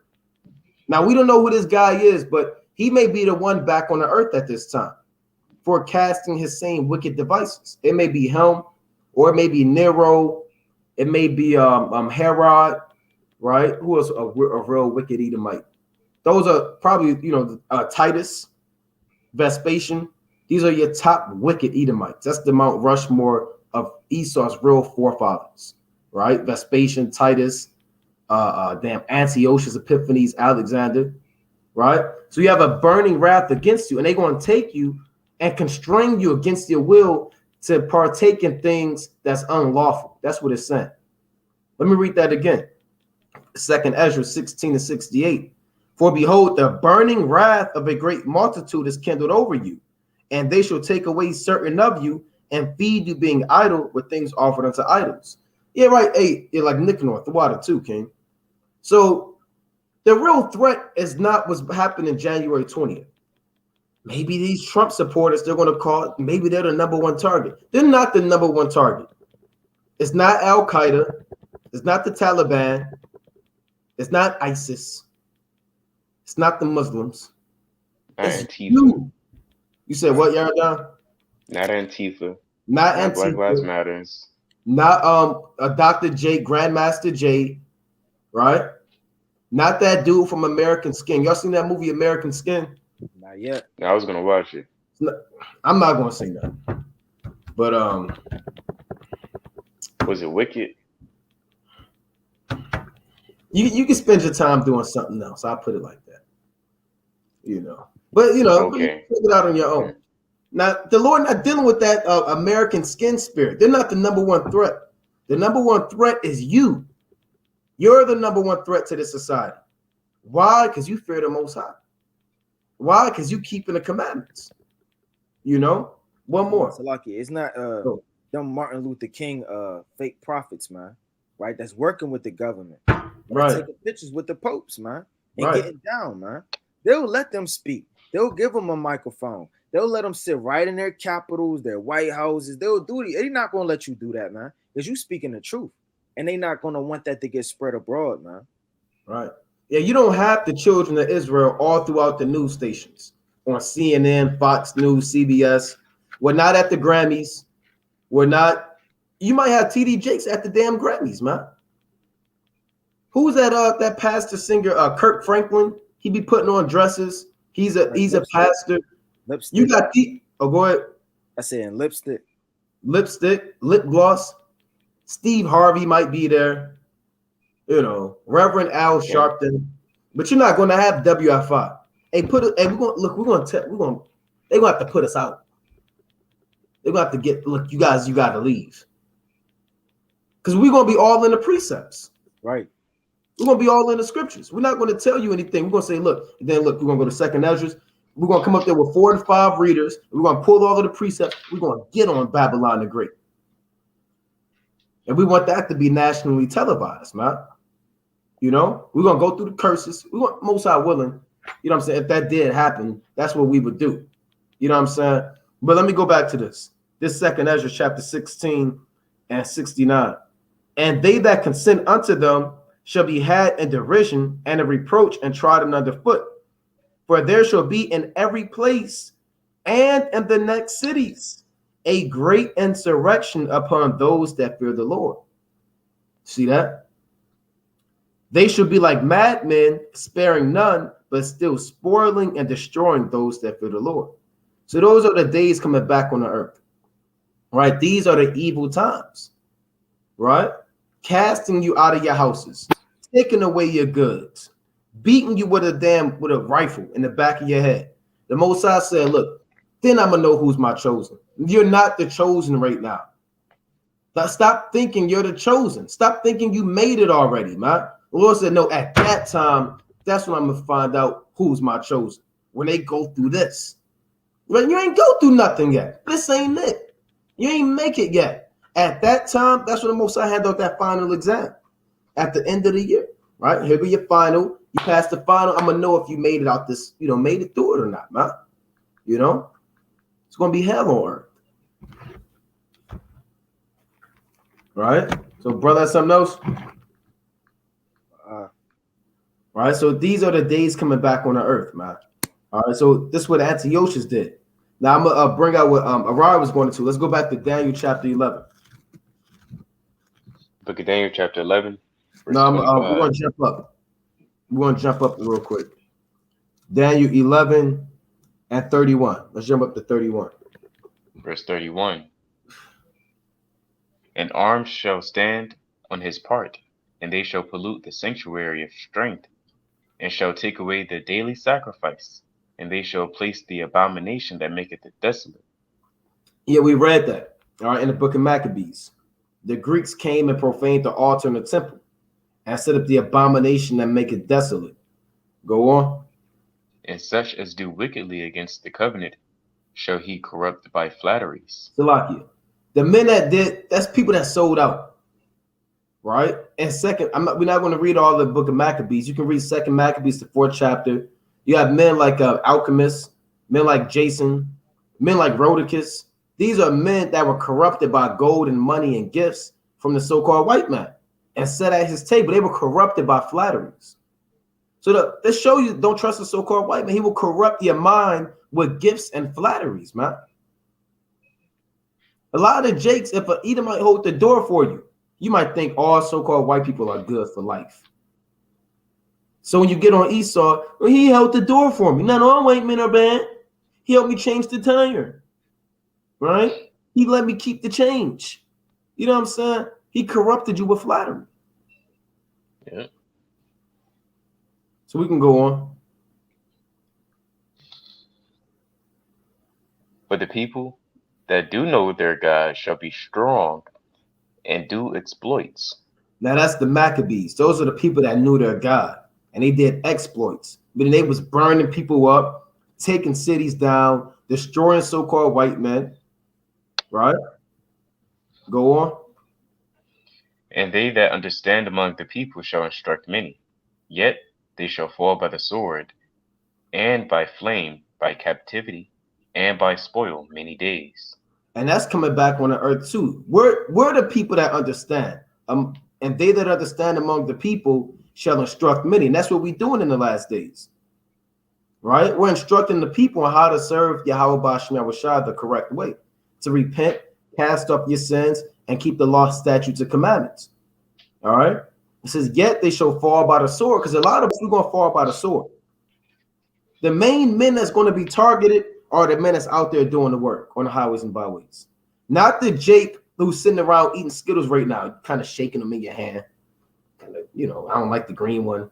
You know what I'm saying? You got the, you at home on Saturday with the heat on blast with your hot cup of Joe, right? You're not the number one target, man. The number one target. Oh, go ahead, King.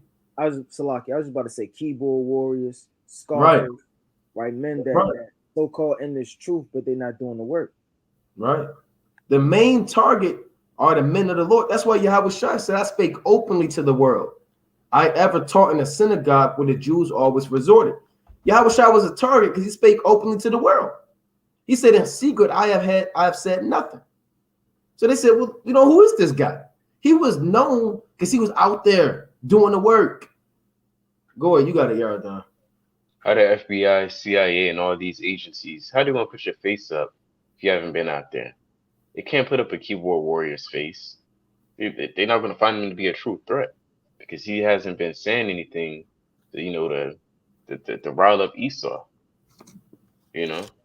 Right. Hey, a brother told me one time, he used to be part of the camp. He said, look, he kind of had his head down, said, can you take all the videos down with my face on camera? I don't want to lose my job. I don't want to lose my job. All the videos with me on it, just take them down, please. He kind of begged me, man. I kind of linked on him, man. So why would you even ask me that, man? I don't want to be on camera. I don't want to lose my job. I don't want people to look at me like a bad guy. But guess what? The Lord don't need you, man. The Lord can't use you. The Lord need a man that's willing to die for this thing. He don't give a damn. He just out there, nothing to lose. And we don't got nothing to lose. We sold our life. We lost our life already. That's what the Lord said. Our life isn't ours no more, man. We belong to Yahweh B'Shem Yahushua. We're prisoners. Right? So let me get this precept in 2 Corinthians chapter. Actually, I want 1 Corinthians. Right? This 1 Corinthians chapter 4 and verse 8. 1 Corinthians chapter 4 and 8. Now ye are full. It's speaking about the people that the apostles are teaching. That's comfortable, in a house or in a workplace, whatever the case may be. But now ye are full. Now ye are full. Now ye are rich. Now ye have reigned as kings without us. And I would to God ye did reign, that we also might reign with you. Right? Meaning you might teach somebody, you might break the scriptures down to them, and they don't have to worry about going back out there that following weekend and doing the work. They may go home and take that knowledge and just chill out and relax. Verse 9. For I think that the Most High hath set forth us, the apostles' last, as it were appointed to death. For we are made a spectacle unto the world and to angels and to men. So when you come into this truth, you make a date with death. A lot of brothers don't understand that. Just like you make a doctor's appointment when you join a certain team, you make a date. You got to check with your physician, or you have to take a physical every other month when you play on a professional team. You come into this truth, you literally have a date with death. You're appointed to death. A lot of brothers don't know that. What do you mean I'm appointed to death? Yes, brother, this is your fate now, right? Now the Most High could kind of deliver you, but this is what you signed up for. It says, we are made a spectacle unto the world and to angels and to men. We like a laughing stock. We are, you guys still out there in the cold? I remember one time when I was teaching, when I first started teaching out there on campus years ago, we was out there in the rain. It was me and this other brother, and I'll be out there every day. And then this lady came by, this sister at the school. She came by and started laughing and getting mad at us. Y'all blowing me. Y'all getting on my nerves. Why y'all still out here? She got mad at us because we still out there doing the work. People throwing stuff at you, laughing at you. People might come and throw a damn tomato at you and run. We had kids throw stuff at us. People come up with their ice cream. What are the niggers talking about? People come up and ask us to dance. Are you guys going to sing? You know what I'm saying? So we're a spectacle to the world. You got a precept? Colin, I got some. Right? Going into what the brother was bringing out, man, because you can't be fearless in this thing, man. Or this is what Paul said. The book of Acts chapter 20, right? Verse 20. And how I kept back nothing that was profitable unto you. So Paul wasn't keeping back nothing, man. He wasn't just preaching down on a Sabbath day when he felt like it. It said, but I have shewed you and have taught you publicly and from house to house. So Paul was everywhere, man. Right? If you wanted to find Paul, hey, go outside, man. Right? He wasn't just always over here, just always over there, or somewhere hiding. It say testifying both to the Jews and also to the Greeks, repentance toward Yahweh and faith toward our Lord Hamashiach Yahushua. And now behold, I go bound in the spirit unto Jerusalem, not knowing the things that shall befall me there. So Paul didn't care about his life, man. Right? If he already knew he was going to get bound, he could have kind of fled and got out of there. But he didn't, man. He just was like, you know what? It is what it is, man. I have to face death.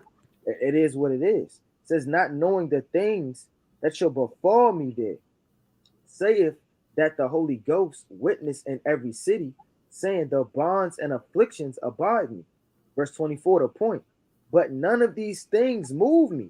So Paul said, look, man, it is what it is. It's not going to move me. I'm not about to be crying. I'm not about to give up. I'm not about to cast down, everything I've learned and all the work I put in. He said, but none of these things move me. Neither count I my life dear unto myself. So Paul didn't care, man. Some people, they kind of care too much about their lives, man. Well, what about my daughter? Who's going to raise my daughter? Well, brother, you gotta die for this thing, man. It is what it is. And the Lord going to take care of your daughter. It said, I count, but neither count I my life dear unto me, so that I might finish my course with joy and the ministry which I have received of the Lord Hamashiach Yahushua to testify the gospel of the grace to God. So he said straight like that, I got to finish my course. There's no point running around 6 times and not going down that 7th lap. And you just kind of give out a gas. You done damn cast away all your old friends. You done washed away that old man. You done repented constantly. Right throughout your life, you done fasted 12,000 times. Right? You done did all of this and all of this works. But then just give out a gas in the last breath, man. Right? You can't do that. You can't count your life dear unto you, but you got to be ready to die for this thing. That's right. I got a quick precept. It's the book of Matthew 10 and 28. And fear not them which kill the body, but are not able to kill the soul, would rather fear him which is able to destroy both thy soul and body in hell. So we don't fear this thing, man. Right? We don't fear man. What is man that thou art mindful unto him, man? Right? Man is like grass. We don't fear what man can do unto us. Maybe Esau, he got a gun. What the hell? The Lord got angels, man. But that bullet is kind of fast. Come on, brother.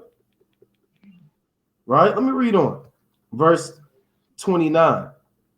Are not 2 sparrows sold for a farthing, and one of them shall not fall on the ground without your Father? When the Lord decrees who lives and who dies, he calls the shots. But the very hair of your head are all numbered. Fear ye not, therefore, ye are more valued than many sparrows. Whosoever therefore shall confess me before men, him will I confess also before my Father which is in heaven. But whosoever shall deny me before men, him will I also deny before my Father which is in heaven. So, the Lord will deny you, man. Right? Keep playing with the Lord. I don't know. You get delivered up. Hey, I'm not an Israelite. I'm not an Israelite. This beard is not. What commandment? No, I've been trying to shave it. Oh, these fringes? No, these not fringes. These things. No, don't worry about that. Right? Where is Baphomet? You're going to have Jake saying that, man. Right? Who do I bow down to? I want my son to eat. Go ahead, Yardan. John is wisdom of Solomon 3:1. But the souls of the righteous are in the hand of God, and there shall no torment touch them. Because at the end of the day, like Brother saying, only the Most High can destroy our spirit if he wanted to. Only the Most High can really jam us up. You got it. Khan, this is a quick precept, Salakia. This is the book of Psalms, chapter 112 and verse 6. Surely he shall not be moved forever. The righteous shall be in everlasting remembrance. He shall not be afraid of evil tidings. His heart is fixed, trusting in Yahweh. His heart is established. He shall not be afraid till he see his desire upon his enemies. You see that? So the Lord said, why his heart is fixed, trusting in the Lord. He's not double-minded. Oh, hell breaking loose, glass is breaking, people are screaming. What do? The wise man said, okay. All right, the Lord prophesied of these things. Okay, this is the time of Jacob's trouble. I see what time we're living in. Okay, Psalms chapter 50 and 15. Call upon the name of the Lord. That's the first thing I'm going to do. I'm going to get down and call upon Yahweh for deliverance and pray for mercy. Okay, then this is going to happen. Okay, yeah, they said load here, load there. Got to remember that. Then this, then that. And that's a wise man. His heart is fixed, trusting in the Most High. Yeah, I remember what the Lord did for my fathers here in this situation. Then the Lord did deliver them in this situation. All right, the Most High's got me. I'm ready. Right? I got one more real quick precept. Yeah, I got more meat on that point. I got one after you. All right, Con, this real quick. This Proverbs chapter 3 and 25. Be not afraid of sudden fear, neither of the desolation of the wicked when it cometh. For Yahweh shall be thy confidence and shall keep thy foot from being taken. So don't be afraid of sudden fear can happen just like that. Remember, the Most High is your confidence. Be confident in the Most, or be confident in the Most High. You got it, Yarda. That was Proverbs 3 and 25. Con. Yeah, this Wisdom of Solomon 3 and 2. In the sight of the unwise, they seem to die, and their departure is taken for misery. And they're going from us to be utter destruction, but they are in peace. Right? Because when our heads in the guillotines, Lord willing, it's over with. No more waking up early in the morning. No more trying to figure out how I'm gonna pay the bills. No more groceries troubles. No more flat tires. No more having a bad day. No more Esau kind of spitting in your face. None of those things. Right? Verse 4. For though they be punished in the sight of men, because that's going to be us, we're going to be punished in the sight of men. Our brothers are going to be burnt alive. We're going to be filleted. I don't know. Popped. Hey, it's going to get ugly in these last days. Yeah, that's going to be some men's lot.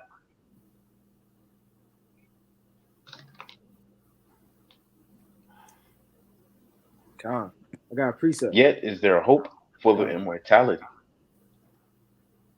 Hey, and that's our hope, is full of immortality, you know? And having been a little chastised, because the things that we're going to go through is going to be...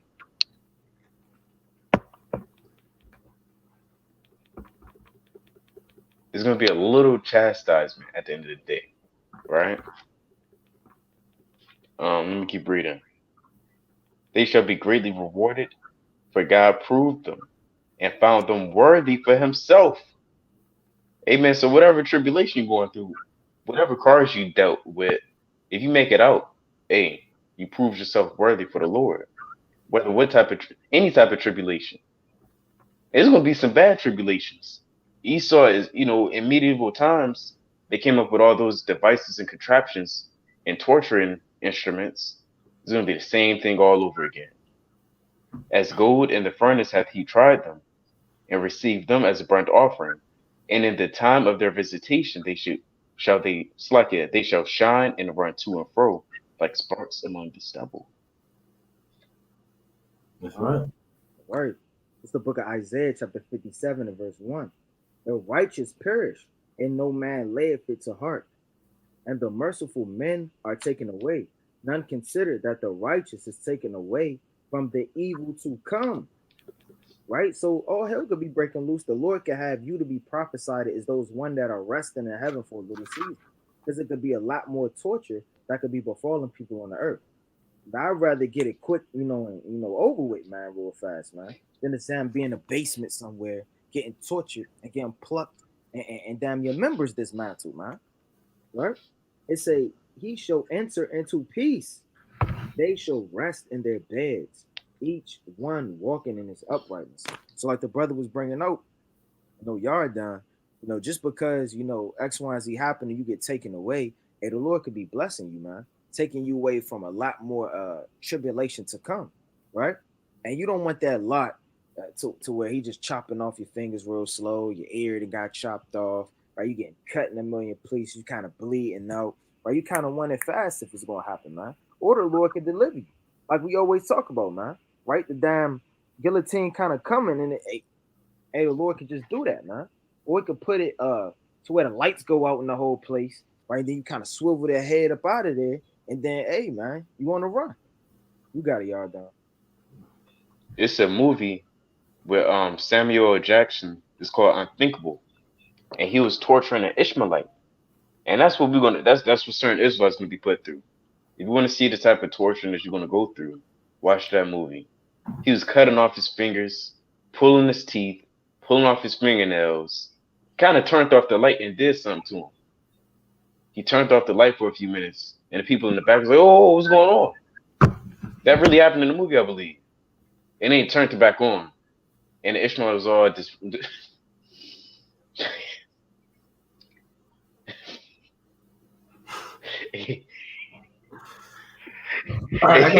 Hey, bro, that Ishmael was discombobulated though. He's like, his mind was kind of scrambled. All right, you see that? Right? So you want to make sure that you on fire, man. This is Sirach chapter 22 and 16. Sirach 22 and 16. As timber girt and bound together in a building cannot be loose with shaking, so the heart that established by advised counsel shall fear at no time. So if you have a mind that's established by wise counsel, you're not going to fear at any time. The counsel is through this knowledge. It's through this understanding. Through thy precepts I get understanding. Therefore I hate every false way. David counsels you when he tells you what to do, man. Right? Jeremiah, Isaiah, Ezekiel. That's wise. Counsels don't just have to be a brother in the truth or the dude in the barbershop who never leave playing chess. Right? They don't have to be them guys, man. Or the OG out there in front of the corner store sitting on the black crate. Right? That guy, he's not giving you counsel, man. Or your woman. Right? Wise counsel is really through the spirit. Right? Let me read that part again. So the heart that is established by advised counsel shall fear at no time. A heart settled upon a thought of understanding is as a fair plastering on the wall of a gallery. And you want your mind to be established on the Most High's works and his mercy. When Jacob's trouble kick off, that's what you want to be thinking about. Recalling the acts of how the Most High delivered your fathers. Thinking about the Most High's mercy. You understand? You don't want to be thinking about, well, what do I do if so-and-so happening? And then my son, what if he's hungry? The Lord said that's what the Gentiles seek after, man. That's Matthew the 6th chapter. The Lord said, sufficient unto the day is the evil thereof. Right? One more, verse 18. Pale set on a high place will never stand against the wind. So a fearful heart and the imagination of a fool cannot stand against any fear. So you got brothers that they bug themselves out. So when times of tribulation come, they're doing the most. They're doing the most. All hell break loose. Oh, what do I do? What if Esau come in and then he put me in a headlock? And then what if he take my woman captive? Oh my God, what am I going to do? Brother, you a fool, brother. You can't stand against any fear. The wise man, his heart is fixed. We read that in Psalms 112, trusting in the Lord. Right? He's the brother that said, hey, brother, Jacob's trouble may kick off. Brother may be like, okay, let me go pray to the Most High. He may be calm, man. Y'all know that your family, get his family. Look, everybody get down. We're going to pray to the Most High. Then you got the brother, get the flashlight. Get the bug out bag. You're going to have two types of brothers in this thing. One brother's not going to make it. The other brother, he going to see the Lord. You know? It's the book of Psalms, chapter 4 and verse 1. It says, hear me when I call, O Yahweh of my righteousness. Thou hast enlarged me when I was in distress. So, hey, man, you got to read the Psalms, man. Hey, David crying out in the spirit so much, man. And a lot of these accounts is going into Jacob's trouble, man. Right? It's going into when you get surrounded. It's going into when you're in distress. It's going into when you need to be called out to be saved from your enemies, man. Right? It says, hear me when I call, O Yahweh of my righteousness. Thou hast enlarged me when I was in distress. Have mercy upon me and hear my prayer. Like the brother was bringing out. Hey, you're going to be praying that the Lord hears your prayer in that day, man. O ye sons of men, how long will ye turn my glory into shame? How long will you love vanity and seek after leasing Salah? But know that the Lord have set me apart, him that is godly for himself. So the Lord's going, like the brother just said, Master Spirit kind of went into it, man. Right? Hey, the Lord's going to set apart, like you just said, they're two different men. The one that's godly, the one that's praying, the one that's not shivering, acting scared, right? He calling his uncle, right? Can I still come over? You still got that piece of land that you was talking about for us all to link up at? Hey, brother's always talking about when all hell break loose, let's have a link up spot. I ain't thinking about linking up with nobody during that time, man. I'm going to trust in the Lord. Wherever he guide my path is where I'm going to go, man. Right? It says, but know that the Lord have set me apart, him that is godly for himself. The Lord will hear when I call unto him. So the Lord is going to hear you if you're sincere and on fire, man. And there's no reason for you to be acting scared. That's right. Now, I'm going to pull this. It's Sirach 2 and 11. The brother paraphrased it, but I'm going to read it. Sirach 2 and 11. For the Lord is full of compassion and mercy, long-suffering, and very pitiful. You got to remember that too. The Lord is not just war and destruction and killing people and putting people in slavery. A lot of you brothers, you just think the Most High just wants to kill man. The Lord said, I have no pleasure in the death of the wicked, but that the wicked turn from his evil way. It says in Wisdom of Solomon, was at the first chapter, for God made not death. You know what I'm saying? That's not the Most High's thing. You know what I'm saying? Especially for you saints. The Most High is pitiful. He's merciful, right? If you're doing what you're supposed to be doing, if you're calling upon the Lord and you've been on fire, keeping the commandments, and you're diligent, and you know what I'm saying, you're faithful, you're a man of faith, the Most High is going to deliver you, hands down, right? That's what I tell you that in the previous verse. Look at the generations of old and see, did ever any trust in the Lord and was confounded? Or did any abide in his fear and was forsaken? For whom did he ever despise that called upon him? Right. But when Hananiah, Azariah, Mishael called upon the Lord and in the fiery furnace, the Most High said, don't you know I'm a man of war? Angels smite those men. No, the Lord delivered them. Right? The Most High, he's pitiful. Like you look at your son or like a little baby. You know how people look at a baby and you're kind of pitiful to it. Oh, watch his head. Oh, do this. Make sure it don't fall. You kind of take care of a baby, man. You got to hold it the right way. Make sure you kind of on it, man. That's how the Lord is for his saints, right? Let me make them go this way. I'm gonna put them in this. Hey, the Lord, I had that precept I was gonna pull at camp. The Lord sent men to, or Nebuchadnezzar sent men to look for Jeremiah and Baruch, but it says the Lord hid them. So the Lord could just hide you, man, and make you invisible. Right? But let me read on. Sirach chapter 2 and 12. Woe be to fearful hearts and faint hands and the sinner that goeth two ways. Woe unto him that is faint-hearted, for he believeth not, therefore shall he not be defended. So the Most High will not defend you if you don't believe that he will defend you. That's how it's going to work. He won't defend you. He's going to remove all of his angels around you. Say, this brother don't even believe. You angels that was protecting this man, you go protect this man in his household. He really believes. So if you really don't believe, if you lukewarm and I don't really know if the Most High is going to deliver me or not, this is a big Bible, and I'm never going to be Jeremiah, and I'm definitely not Ezekiel. I'm just a little old Negro from Compton, California, and so many people on the earth. Why would God save me? You can't be like that, man.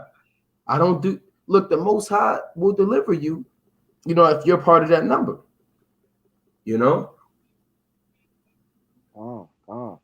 This is the book of 1 John chapter 2 and verse 28. And now, little children, abide in him, that when he shall appear, we may have confidence.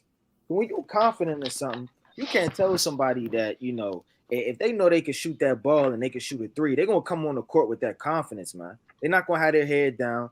They're not going to say, who got next? And they kind of going like, well, you know, I know how to play. Right? They're going to be like, I got next. Right? Don't ask who got next. And go, who you talking to? All right, ball up. Right? He kind of walking on the court with that confidence, man. Right? You got to have confidence that the Lord is going to save you, man. Right? It says what?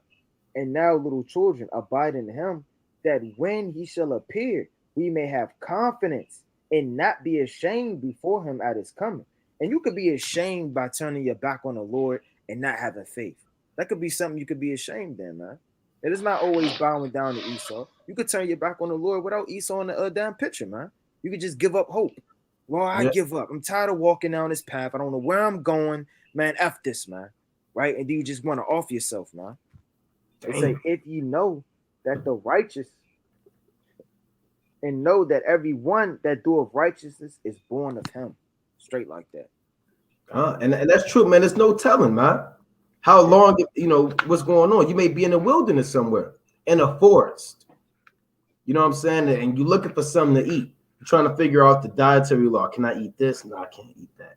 Do I eat this? And then, you know what I'm saying? You may go through it just because you're one of the elect. It don't mean that you're not going to go through it. Now, you have certain men, like when you read the book of Job, the 5th chapter, they're going to have it made. They're going to be laughing at death and destruction and famine. They're going to be drinking wine. Certain men, they just going to have it made, right? But, we don't know if we're part of that number, right? We don't even want to even think that we're part of that number. We don't even say that we dare make not ourselves of that number, right? Now, I want to bring this up real quick. This is the book of Jeremiah 36 and 26. But the king commanded Jeremiah, the son of Hamelech, and Seraiah, the son of Azariel, and Shelemiah, the son of Abdeel, to take Baruch. It said, the king said, take Baruch captive, lock him up. The scribe and Jeremiah the prophet, but the Lord hid them. See that? So they may be going door to door to door and kick down your damn door, and the Lord got you damn hid behind the angels. I know I heard somebody in there. I heard voices. I heard people moving stuff around. Where are you? And you're going to see them, but they're not going to see you because the Lord hid you. They running around, they looking at, they foaming at the mouth. Where are the black Hebrew demon Israelites at? They flipping over stuff and you quiet, you just sitting there. You may have your daughter or your son, you kind of got the hand on their mouth, so don't say nothing. You know what I'm saying? And y'all quiet and you just sitting there. Then they kind of leave, man. And you say, shh, don't say nothing. And then you kind of wait maybe an hour, 2 hours. Then you kind of peek your head out, and then you kind of make your moves. You know? Yeah, Jake, right, and another Jake thing, and Frank could guide you with the chariots, man. Right, you don't know where to go. Then it could be a chariot above your head. You kind of just following the chariot, man. And then as soon as you get to where that stopped, and then the chariot disappeared, you see food. Right, then you eat. You on to your next location. Can't nobody see the chariot but you. There's no telling. There's no in-depth accounts. Hey, but the Lord is going to make a way to protect you, man, and guide you in that day, man. You just got to have faith. Let me get this in the book of Luke. Let me get this real fast in the book of Luke, chapter 18. I got to point out to you. Right? It's the book of Luke, chapter 18 and verse 8. It says, I tell you that he will avenge them speedily. Nevertheless, when the Son of Man cometh, shall he find faith on earth. So the Lord asking a question. Like, out of all of men, who's going to have the faith on earth when all hell was kind of breaking loose? Right? Who's going to have faith on earth, man? Because you're going to be seeing so many atrocities and murder and violence and killing. Your family might die, right?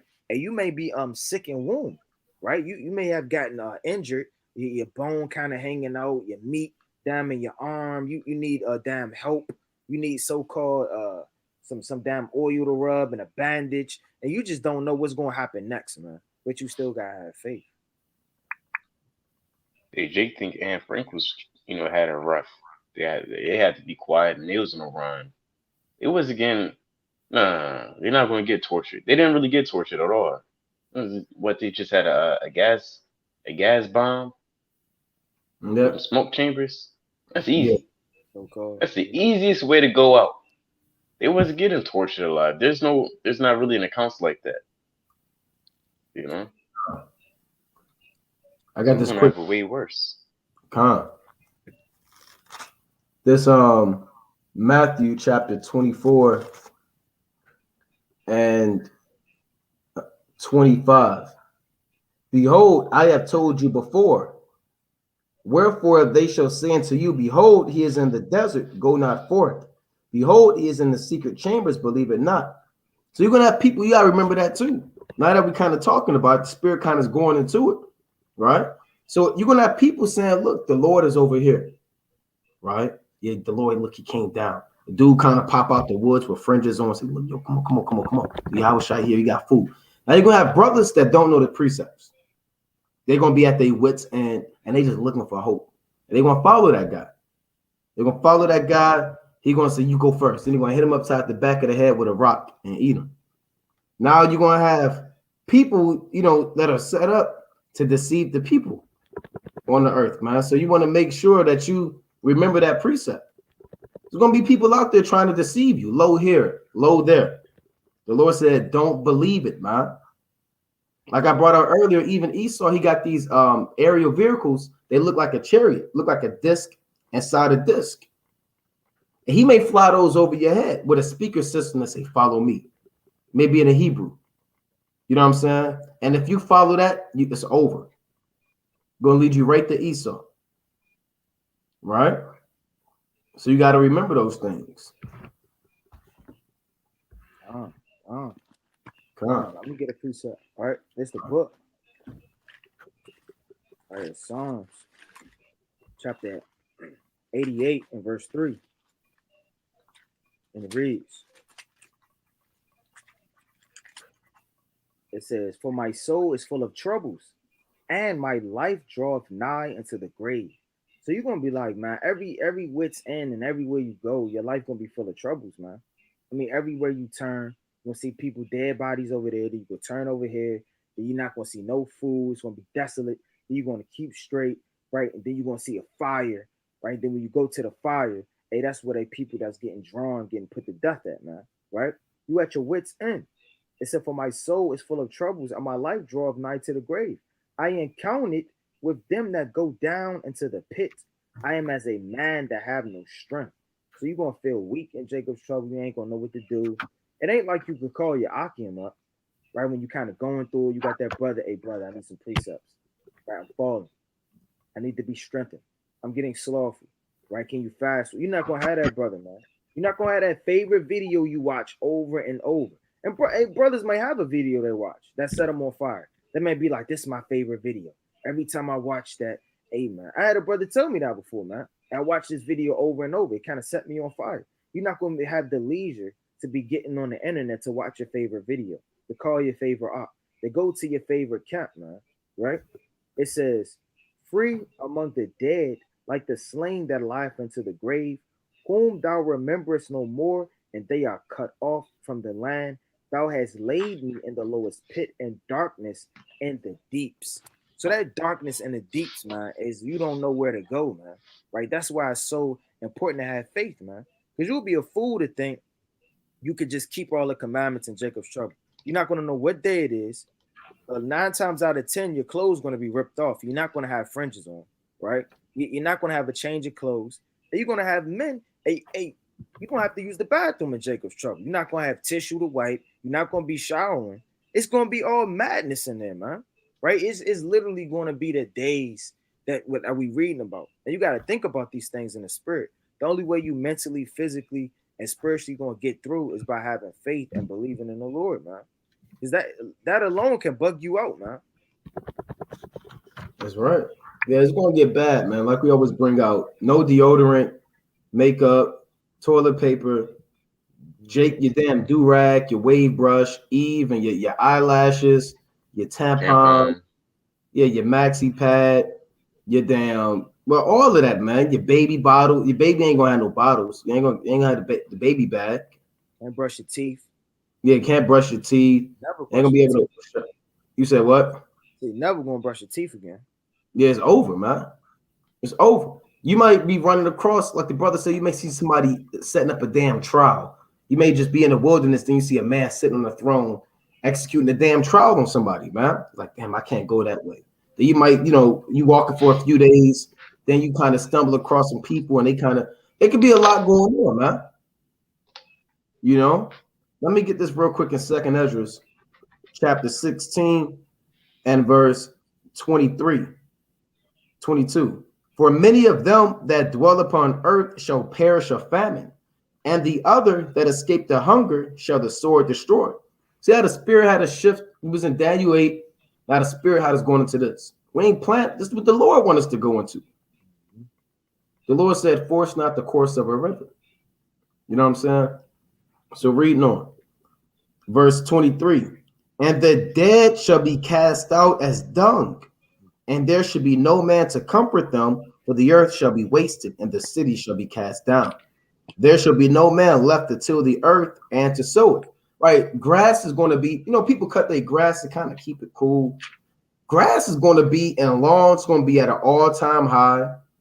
You understand? Nobody's going to be able to maintain the infrastructure of their house. Leaves and vines and glass going to be broken, and no garbage man. There's not going to be the garbage man. It's going to be trash everywhere, feces in the streets, right? The funeral home, that's shut down. Dead bodies are going to be everywhere. No more morticians, no ambulance, right? No police.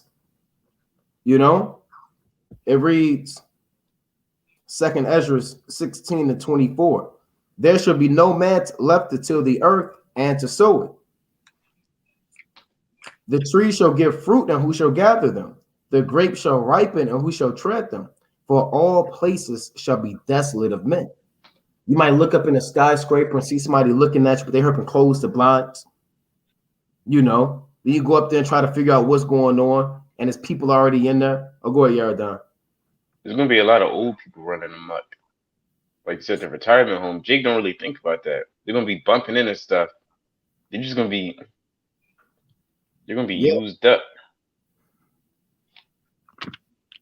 Yeah. All right, let me bring this up. The book Hold on, I had two more. Slucky. Sound good. Yeah, but Yaradon's right, man. A lot of the older folks, you know what I'm saying? Now, the Most High can deliver if you're an older person in this truth, right? Don't get us wrong. The Most High got angels for the young and old. But, them retirement homes, then nobody's going to be able to give them their shots, give them pills, check on them, hear those World War II stories. They're going to bug out and all hell going to break loose, right? Just two more real quick. 2nd Ezra chapter 16-27. So that one man shall desire to see another and to hear his voice. For of a city there should be 10 left, and 2 of the field, which shall hide themselves in the thick groves and in the clefts of the rock. So man is gonna bug out. You know how when you by yourself so long, like, man, I gotta kick it with somebody, man. You're going through your contacts, you're scrolling, you might go to the mall just to be around people.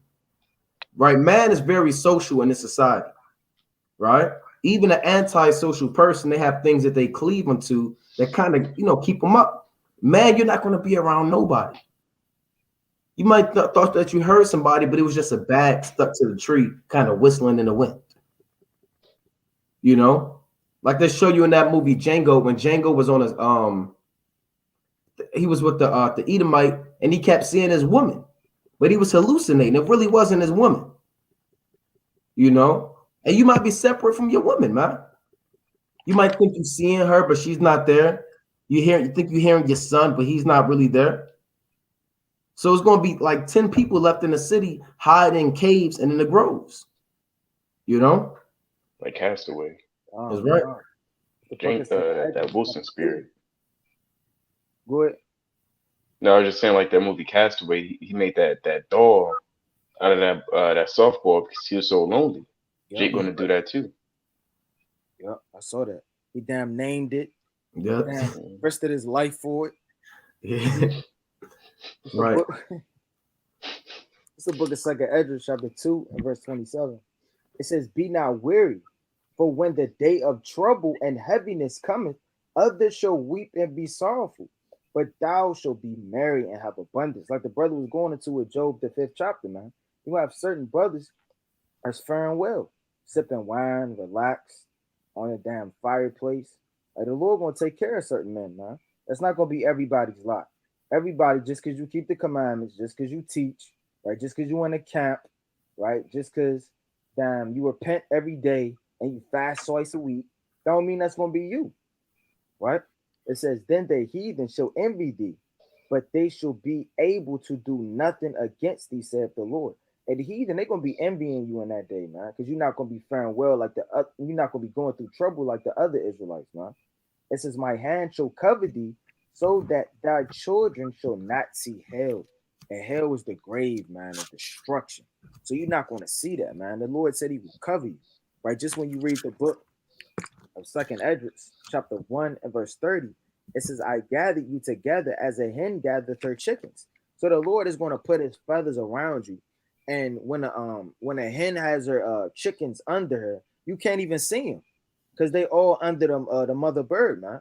And the Lord will protect you to where you can't even see. You won't even be able to be seen, man. Right? All the chickens kind of under the hen, and then the hen kind of chilling. Right? Have all the chickens under them. You don't even see the chickens. Right? Then the hen kind of let loose. Right? Open up the wings. And then you see the little chickadees running them up. Right? It say, I will gather you together as a hen gathereth her chickens under her wings. But now, what will I do unto you? I will cast you out from my face. Right? When you read the first chapter, Israel was going off. But the point of the matter is, hey, the Lord could cover you, man, and protect you and guide you, right? And you won't even be able to be seen. This is a precept. This Jeremiah chapter 39 and 11.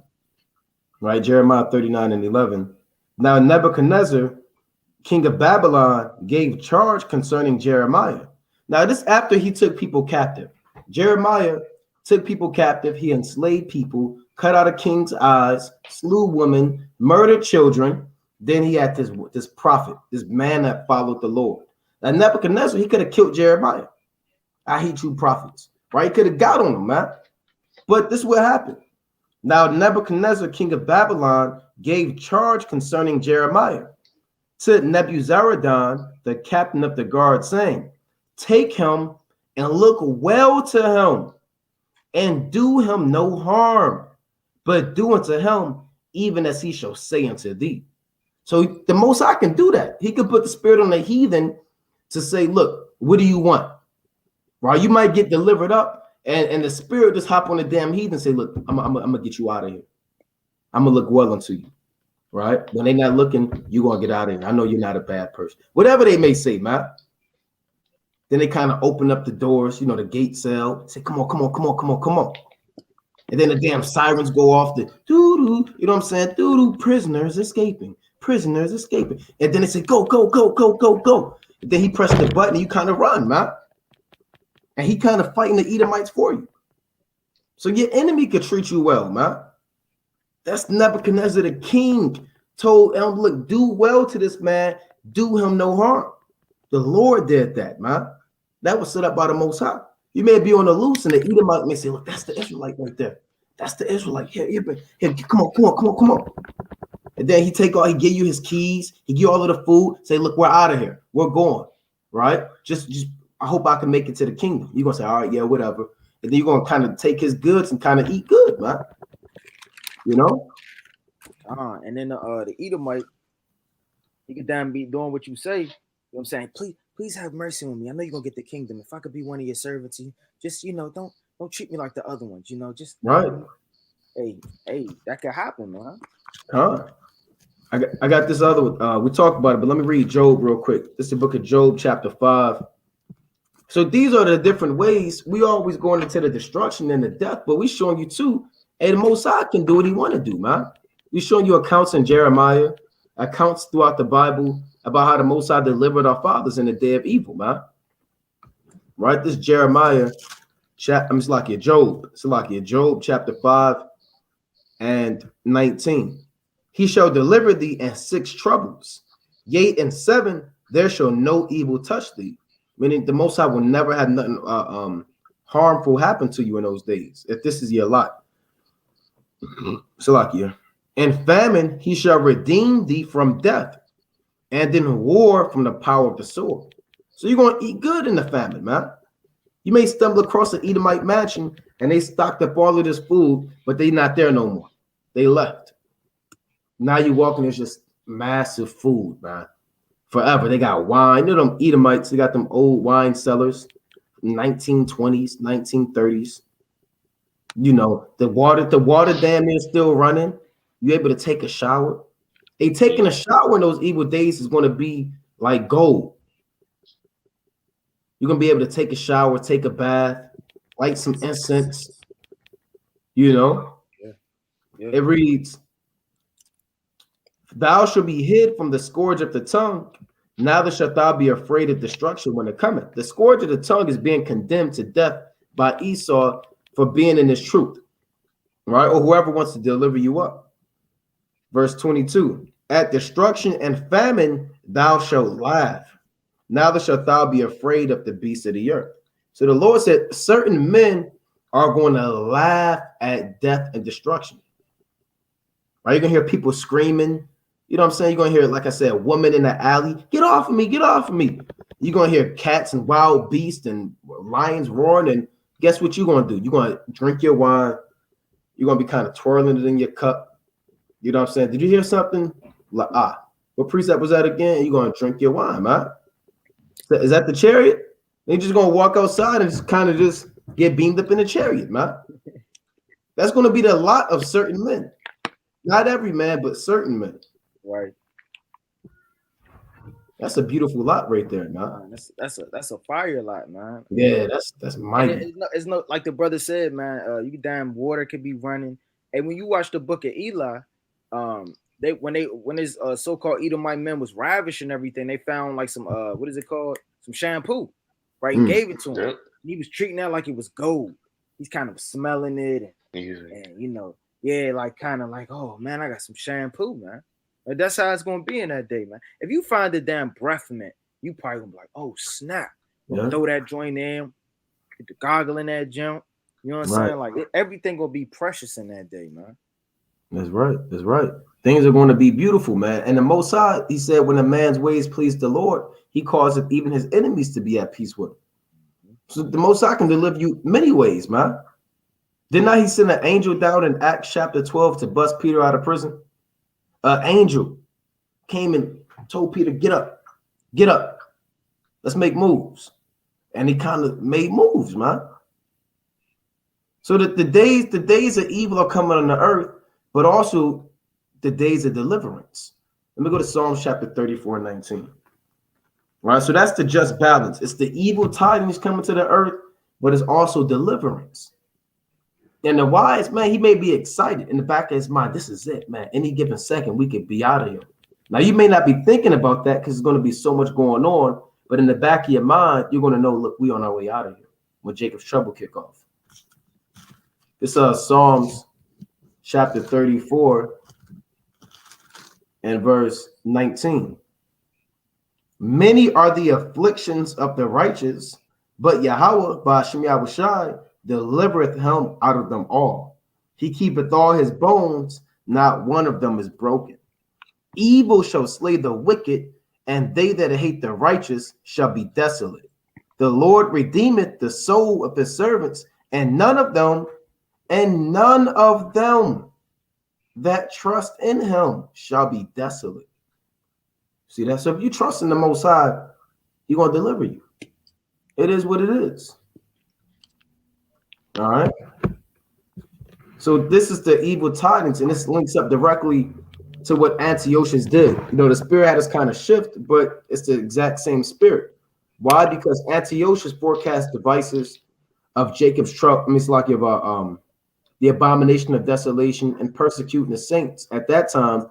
But those same spirits are coming back on the earth for a greater persecution in the days to come, where you're actually going to be hated of all men.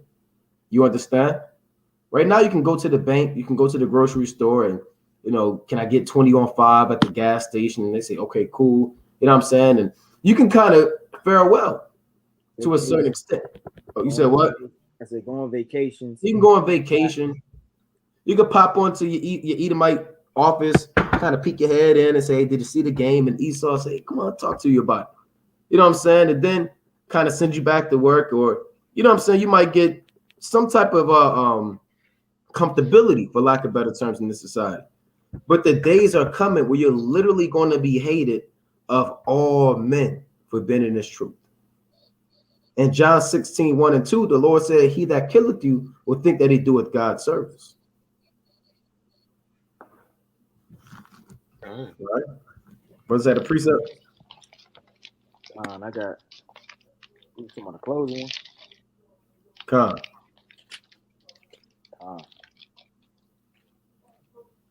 the book of Revelation, chapter 3 and verse 3, right? And it reads, I'm going to start at 2. It says, be watchful and strengthen in the things which remain. So you got to be watchful, man. Like we always say, man. You got to be watchful about what's going on. Be in world news. Know what's going on with the government. Know what's going on with the presidency.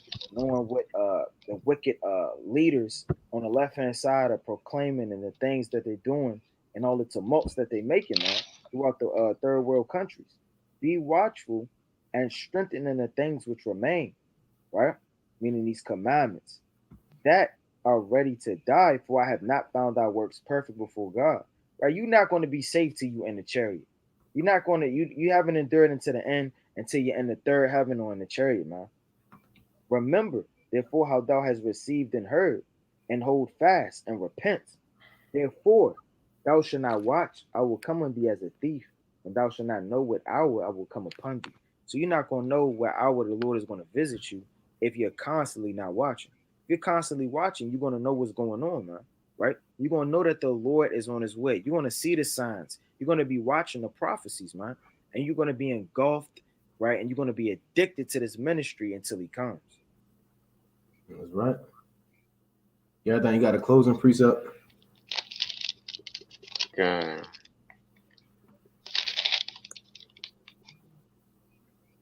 This is 1 Thessalonians chapter 4, verse 11.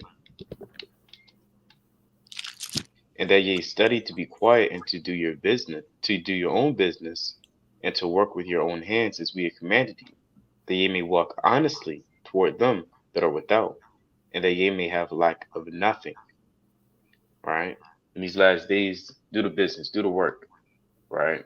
Don't do it a whole bunch of folly and for the spotlight. Just do the work, man. Like I said in the book of Ecclesiastes, real quick. Let me do it real quick. Here. It's Ecclesiastes chapter 4, verse. I'm gonna get verse 8. Again. Verse 6. Better is he, it's like it better is an handful with quietness than both of the hands full with travail and vexation of spirit. Do the work, be quiet, stay studious, pray, fast. We're almost out of here.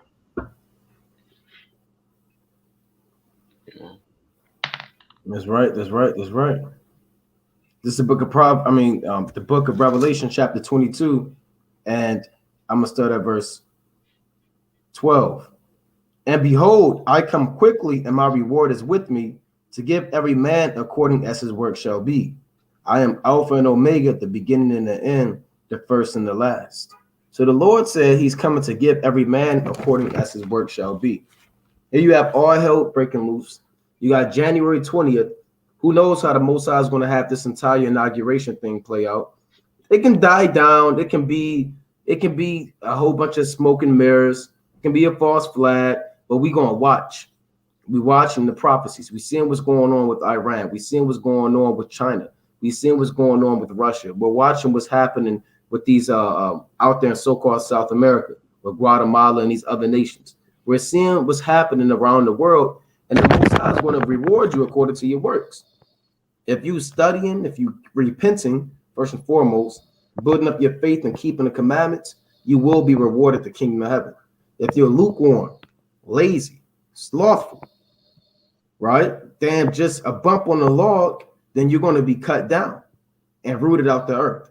So you have to examine yourself to see if you're really in this faith, man, and prove yourself, man. It's time to go 10 times harder in the last days. That's written, man. That's Baruch 4:28. As it was your mind to go astray from the Lord, so being returned, seek him 10 times more. All right. With that, brother Naquan, Brother Wadi, Brother Yardan, coming back at you with these precepts and another Monday Night Fire. We'll take questions like we always do every at the end of every live stream. The number should be posted. You should be able to see it on your screen. It's 213-603-9096. Again, that's 603-9096. The PIN number is 94809-305. Again, that PIN number is 94809-305. Call if you have any questions about the lesson or about the scriptures in general. From Yashar. Shalom. From Yashar.